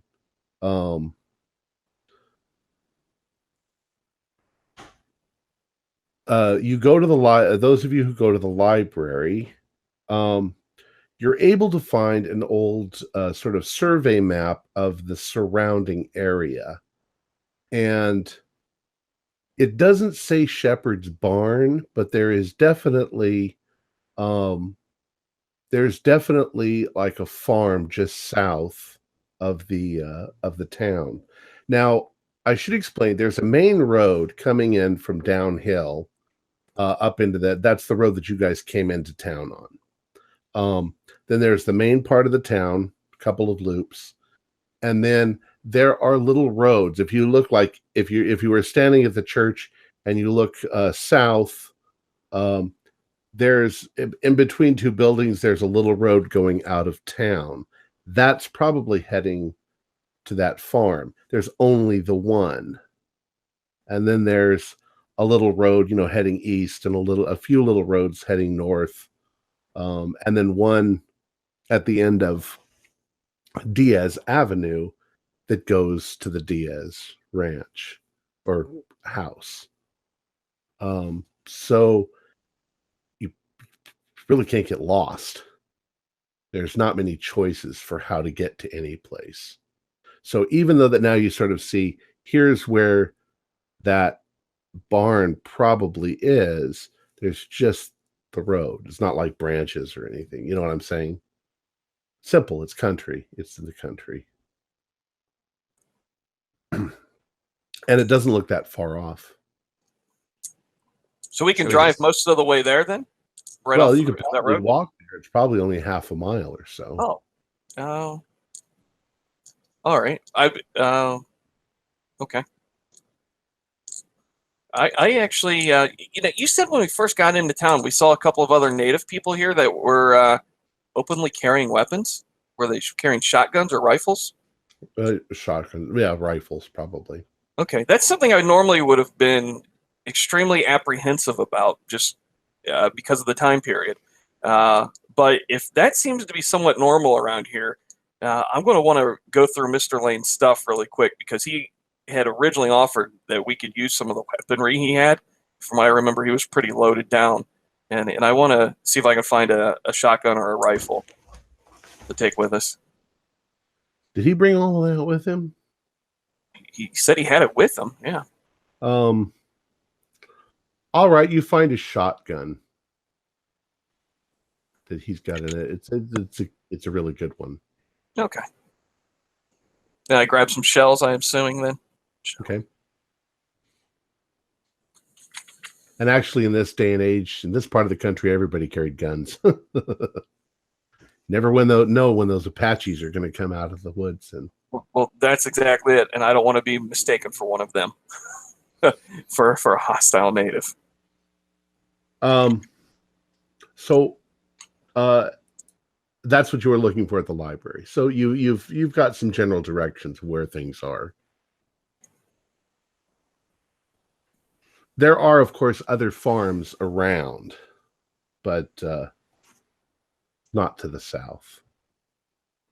I don't know, guys. This one sounds pretty nefarious, and we know where to find it here. I think we should go and check it out. Let's go, yeah. All right. So, and you're just going to walk, I assume. So, you're heading south. Well, wait, isn't our intent that we're leaving the hotel to go camping? Oh, you guys. Yeah. So are we packing everything up? Is that the idea? We're going to take the car and what are we going to do with Julius's stuff? We're going to leave it here in case he comes back? No, I'm going to pack it up and put it in the car. Okay. Yeah. And I'm also going to take his book, his German book, or Godfrey's German book, and put it amongst my stuff. Okay. And then all we need now is to find Mr. Steele, and then we can be on our way. Okay. While you're looking for Mr. Steele, I'm going to go ahead and touch base with the sheriff, and then let him know that we're heading out of town, and we still haven't been able to find Julius. I am not going to mention, unless you guys really want me to, I'm not going to mention the bloody handkerchief at this time to him. Okay. We might be able to bring that up later, but I want to just kind of keep things on a level here. Ford, you just went all Dalek on us again. Okay, am I better now? Nope, Dalek-y. Exterminate.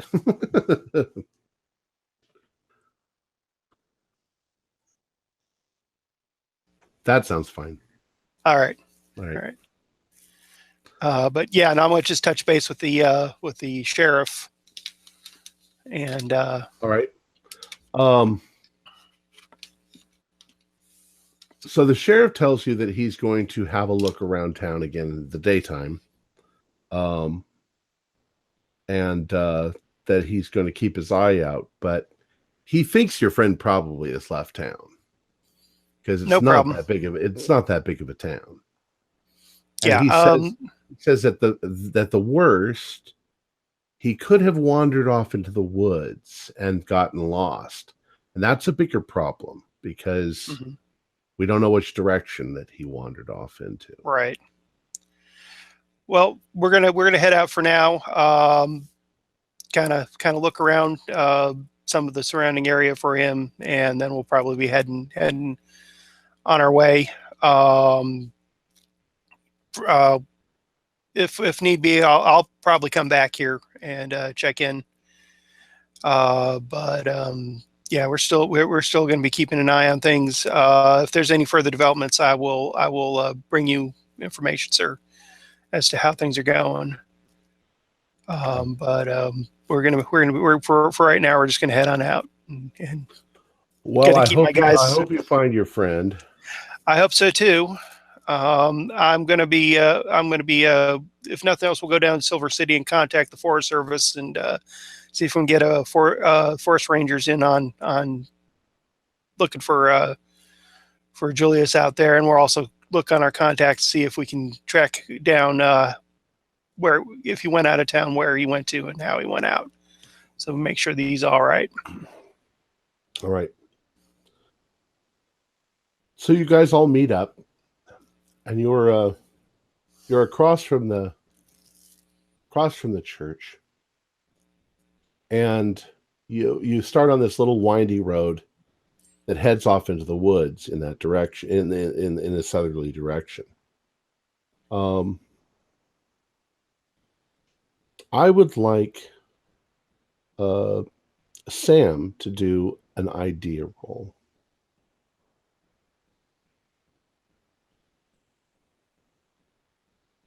Success. Okay. You guys are walking along, and you're sort of quietly chatting to one another about what your plans are and what you're going to do. And as you're doing so, and now you've just left the town, and you've walked maybe 300 or so feet, and Sam suddenly stops and looks back at the town, and you can see the church and a few of the buildings through the woods, up above the woods. And it suddenly occurs to you, you start going over in your mind, going up the stairs and up into that tower, and you think that the statue up there was pointing in this general direction.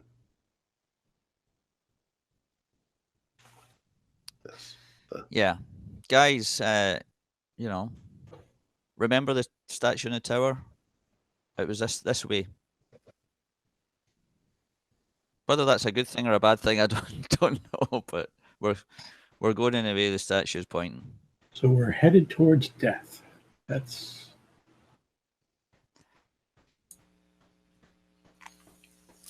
Yeah, sounds exciting. Yeah.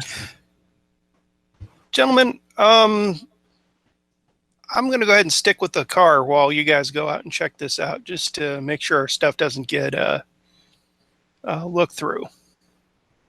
And if necessary, move the car closer to the road for a pickup if we have to get out in a hurry. And Okay, if you need me, so I'll be right here. Where is the car? Are you bringing the car or not? Yeah. Right. It's a very narrow road. Probably meant for a horse-drawn cart, not for cars. But Well, I'll take it as far as we can, but I'm going to offer to stay with the car to keep an eye on things on this end so that our stuff doesn't get... Okay. You can drive the car maybe a third of a mile. And the road is heavily overgrown with weeds and things like that. And it's very rutty. It's very... when it turns to mud, it's got deep ruts in it. So there comes a point where it's just ridiculous for your car. You could walk faster. It doesn't look like the road is used very much. Okay, if this is a really narrow road that we've just brought the car down, does that mean we're going to have to back it out to leave here? Actually, probably yes. Okay, I'll tell you what, I'll back the car out and go to the head of the road and put it as out of the way as possible and keep an eye on things. And then if you need me, so just send one of you over here and then we'll take it from there. But I'd kind of like to keep an eye on things while you guys are snooping about, just so that our way out of town is not damaged, shall we say, in case of something nefarious is going on. All right. So the rest of you head down the road, and the woods are fairly thick on either side. And there's a couple places as you're going where you see trails going off into the woods, just foot trails, small foot trails. But after about a half a mile or so down into the woods, you see where the woods start to clear, and there is an old, overgrown farm, not a big one. The house that was there looks like it's in dilapidation. There's not much left besides a chimney made out of brick, and beside it is a barn that is also in pretty bad damage. It's not caved in or anything, but it looks pretty old. There are missing pieces of wood in the roof. The weather vane is gone, and it looks pretty old. But I'd like you all to do a spot hidden as you're walking towards it.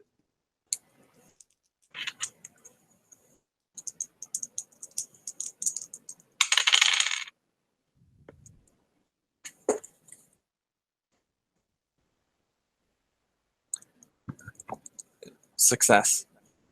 19 out of 25. Anybody else? I failed. Okay. Well, Dr. Haston, as you're walking, you immediately notice, you're like, all of the vegetation near the barn for about 100 feet on all directions looks like it did over by the vault. It's all twisted and bent and dying, and it looks very, very strange. There are trees nearby that are literally twisted, almost like they look like they're growing in agony. I definitely point this out to the rest of the group, that the ground is wiped out, just like over by the vault. Yeah. It's exactly the same. It looks poisoned or something. Yeah, I think it's been tainted. Did you say it's just a barn, or is there a house nearby? The house is completely dilapidated. There's the only thing that's remaining of the house intact is the chimney. Okay. The rest of it is all caved in and fallen down. Just a pile of rubble. Without doing any sort of like tracking roll, I'm just curious, does it look like there are worn paths to this barn, or like is everything overgrown? I mean, except for the dead area. Go ahead and do a spot hidden for me. Oh, wow. Oh, 1. Oh. Okay. As you're standing there and you're looking, you look down at the ground. You're looking down at the ground, and you are pretty sure there's some fresh, mostly fresh, footprints in the what during wet weather would be mud that are there. So they could be a month or so old, but there's definitely some bare feet, and there's definitely, and I don't mean bears, I mean bare feet, bare human feet. Yeah. And there's definitely some shoed feet, and some of the bare feet almost look like there's nail imprints, like the person had big toenails. And with that spot hidden, which was really extreme, you're also pretty sure you see at least one set of prints that has a cross shape in the heel, like it was a pair of boots with a cross carved in the heel. Saw before. I'll be sure to point this out to everybody. Geez, well, there's a connection with David Lane. Yeah. It's not just the somebody's wearing those strange boots, but we've got the boot, shoes possibly, and bare feet, exactly the same prints that were at David Lane's place. And it fits with James's story. Yeah. That people are coming out here. It's not just an abandoned barn, it's people are coming out here. And he also said people go missing all the time. So I dig around the ground a bit to see if, this whole bizarre blackened vegetation, does the ground look black or poisoned or off? The actual earth itself, is there something wrong with it? Yeah, is it like salted or something? You don't see any foreign material. It just looks like everything here is growing wrong. And you have a very, very bizarre feeling about this. Very uneasy feeling. And everybody can do a listen roll.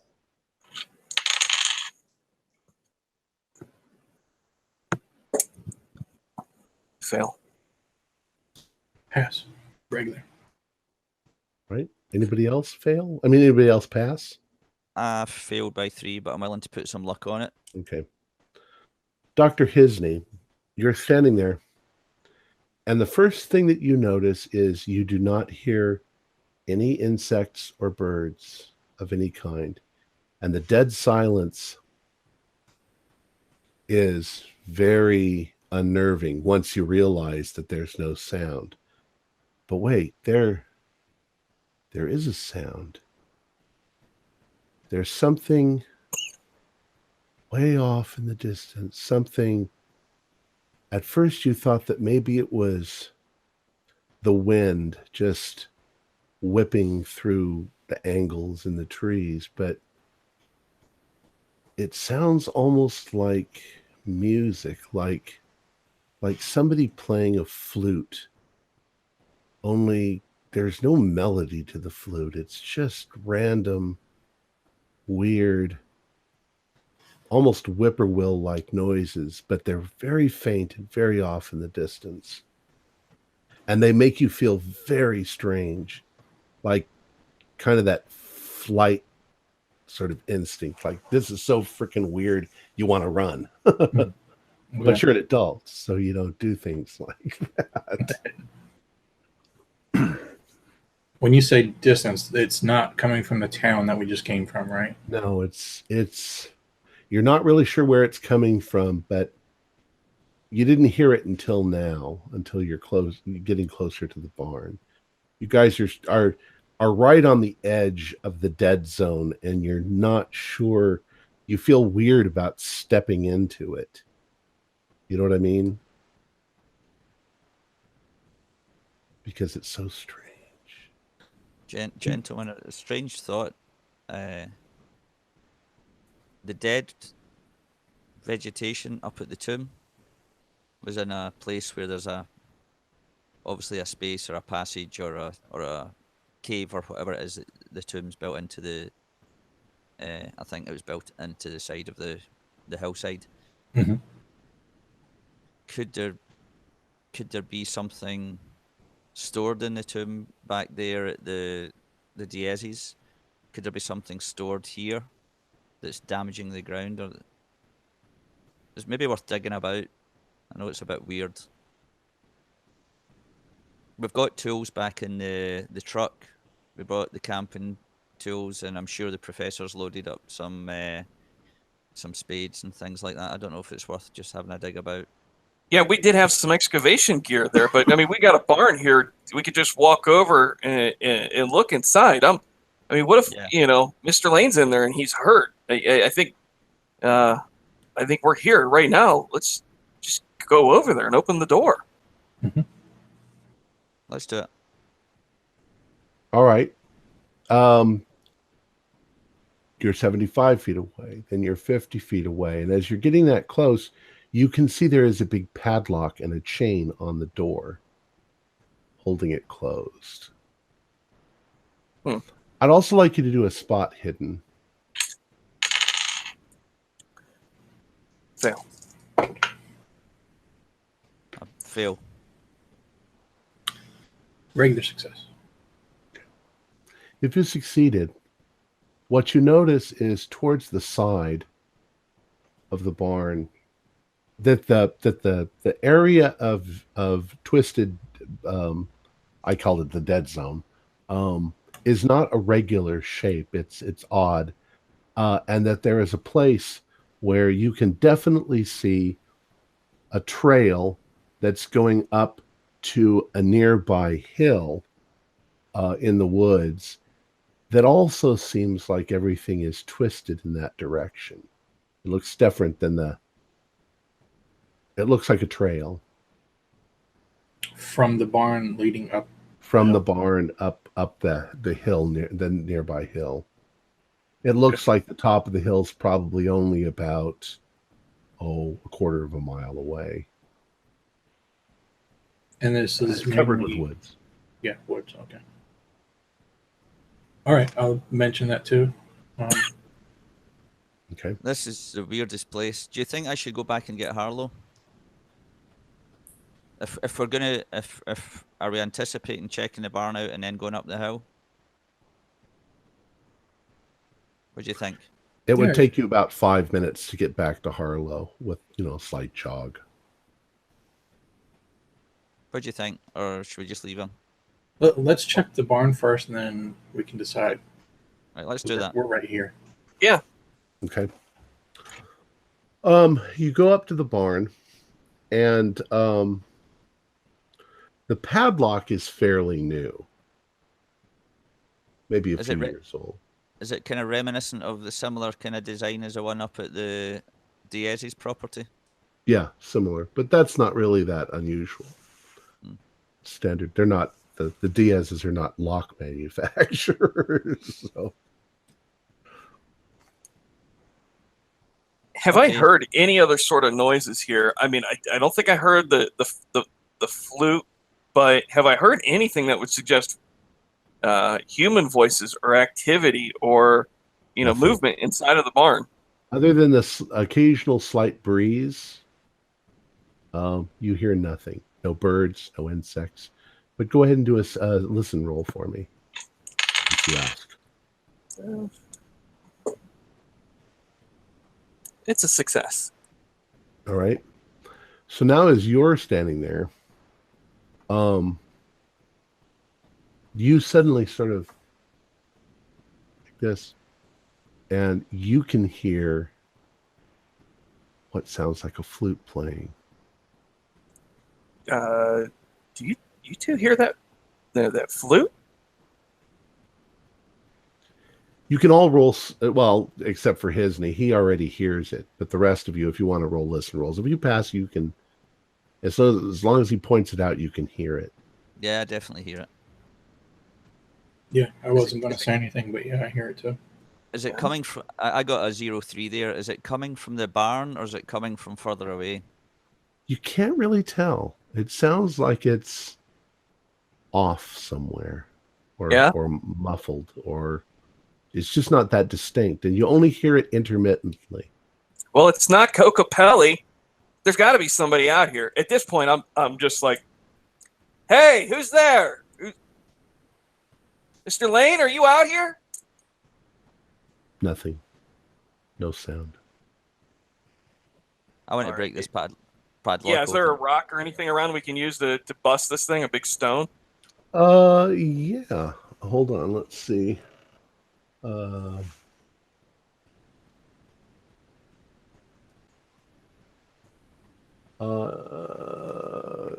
ahead and do a strength roll. Whoever's going to hit it with a rock. And tell me what your score is.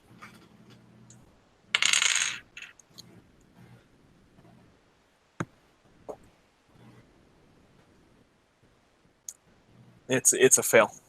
I was not horribly over, but I was a good deal over. Here, Mr. Haston, give me that stone. I'll show you how to do this. And I got a 0-9. Okay. That's how you do it. You've done this before. All right. The padlock breaks open. Okay, let's go in, guys. Flashlights on. I take a gun out. Just, I'm not expecting anybody to be here, but the whole eerie atmosphere and all that. Just take a pistol out. Get the flashlight on. Yeah, safety's off on the shotgun. Yep. Okay. Now you are coming into the barn from the you're coming into the barn from the west side of the barn. You're coming in this way, and it's not right in the dead center of the barn either. It's kind of over to the side. When you open up the barn doors, it's pretty much empty, except that there are a bunch of crates over in the east corner, the southeast corner of the room. You look up at the ceiling, and there are definitely missing rafters and stuff. And it's not as it still looks like it's pretty decent construction, but it's not. It would have to be completely repaired to make it back into a barn. I'd also like you to do a spot hidden. Success. Fail. Hard The success. the ground inside the barn is covered with rotting hay. But there are a few places where there isn't any hay, and there's dust and dirt on the ground, and you can see more footprints that match some barefoot, some with shoes. And so you're standing just inside the door. And so from where you're standing, up ahead of you and a little to the right are piles of crates. How large are these crates? Oh, they probably look like they used to hold potatoes, so maybe about 2 feet by 2 feet by 2 feet, we'll say. Okay, so produce crates, not something that you would have refrigerators in. Correct. Okay. And they're not stacked neatly.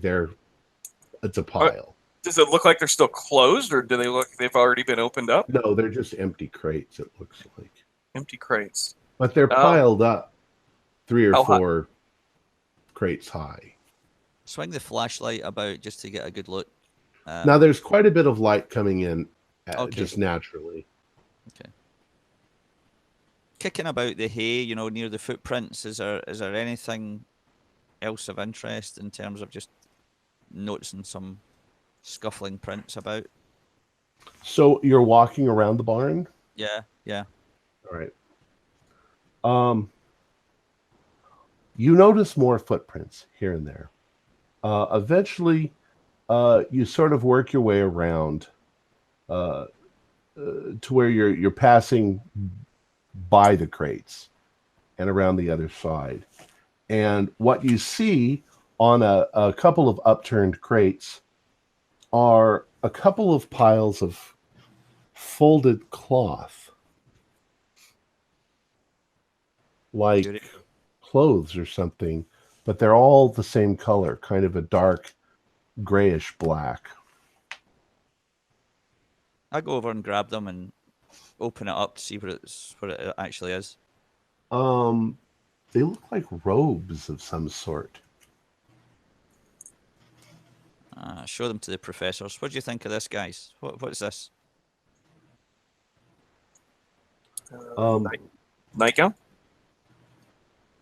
They look like some sort of ritualistic cloak, like monks would wear or something like that. There are 6 of them. Are they embroidered with any sort of symbols? No, or nothing. Any other markings? No, they're fairly simple, plain. Did you say, Tom, there were 6 of them? Do you want a new bit of apparel, gentlemen? 1 each. Take one for Harlow. What the heck? Is there anything at all in the crates, Tom, or under the crates, or is it just sitting there like that?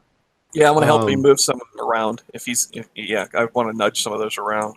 Well, the next thing that you find, standing, actually kind of behind the crates, but a little bit hidden, there are 2 threshing sickles. They're poles with sickles, just like the ones the thing up in the tower is holding.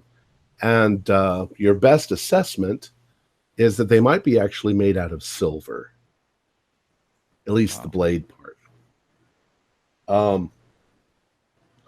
You'll also find a couple of those little idols. 3 of them. Are they kind of positioned? They're just sort of sitting there with where the other things were.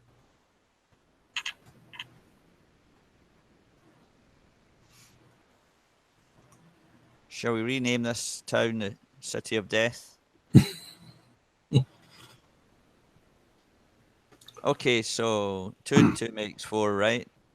So we've got some ornamental. Is there on the silver sickle? Is there any signs of blood or marks or anything like that, or does it look like more like an ornament?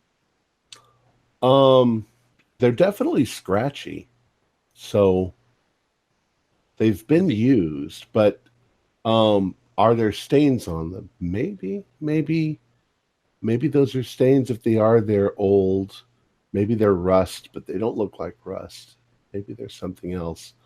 Do another spot hidden for me.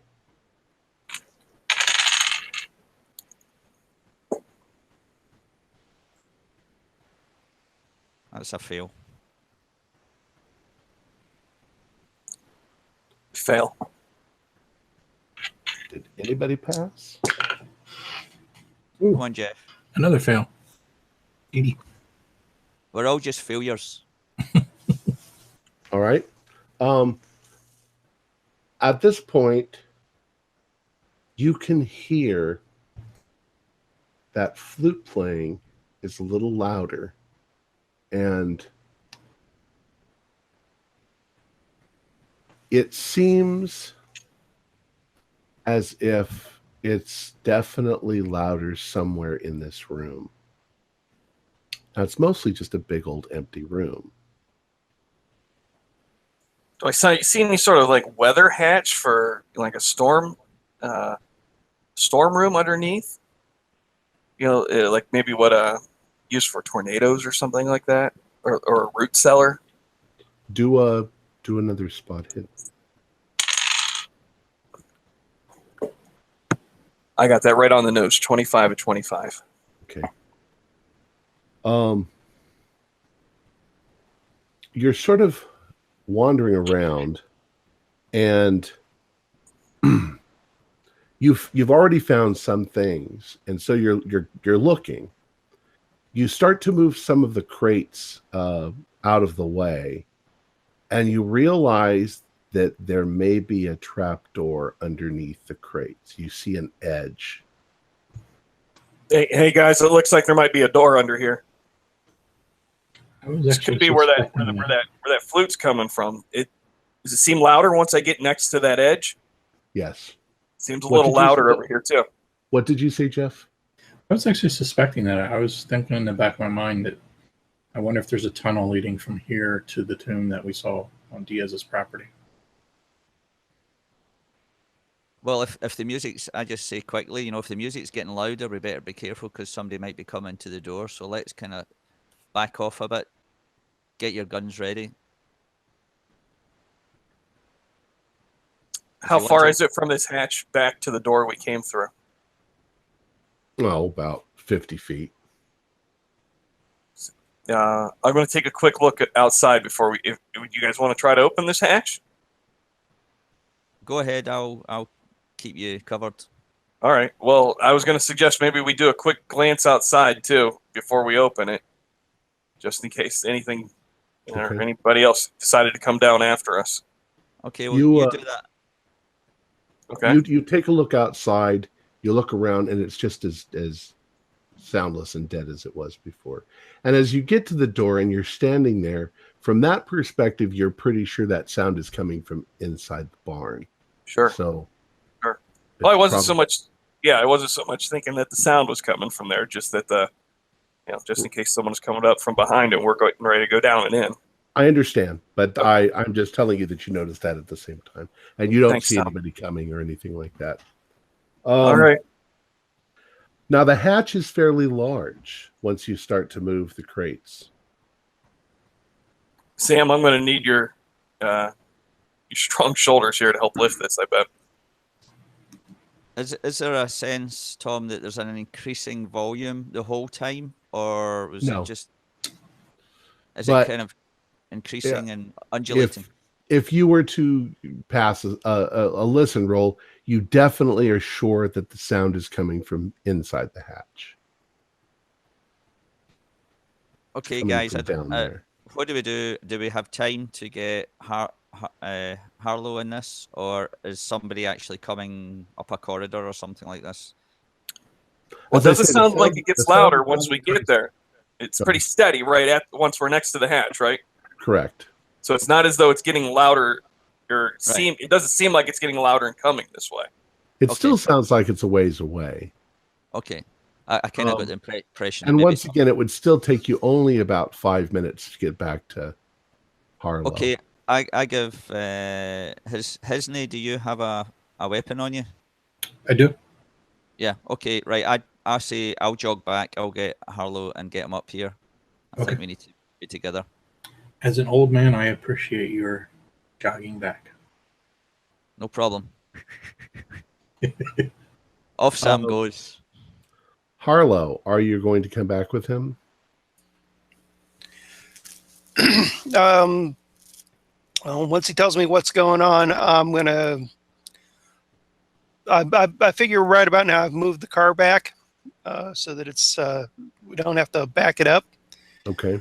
I'm gonna make sure the car's off the side. Maybe put a little, make sure the top's on it. Make sure put a little brush on it to kind of make it as inconspicuous as possible in a rush.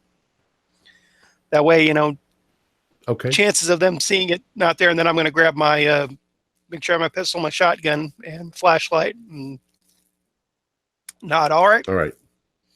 So within 10 minutes, you guys are all together in the barn.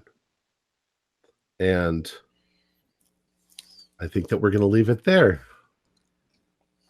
Standing over the trap door. All right. Oh, man. All right. Our players included Ken Trench, Jeff Wilkins, Ford Fitch, and Fred Carter, with yours truly as Keeper of the Secrets.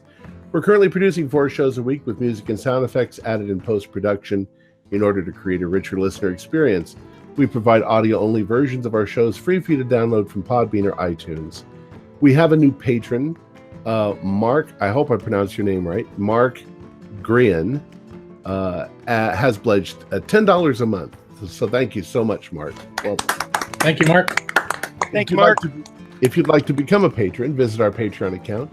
Just $1 or $2 a month will help us a lot. Like, share, and subscribe to our channel for updates on our latest shows, and leave us some comments. We love hearing from you.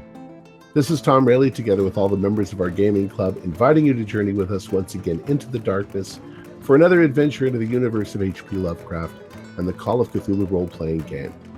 Until next time, good luck and good gaming.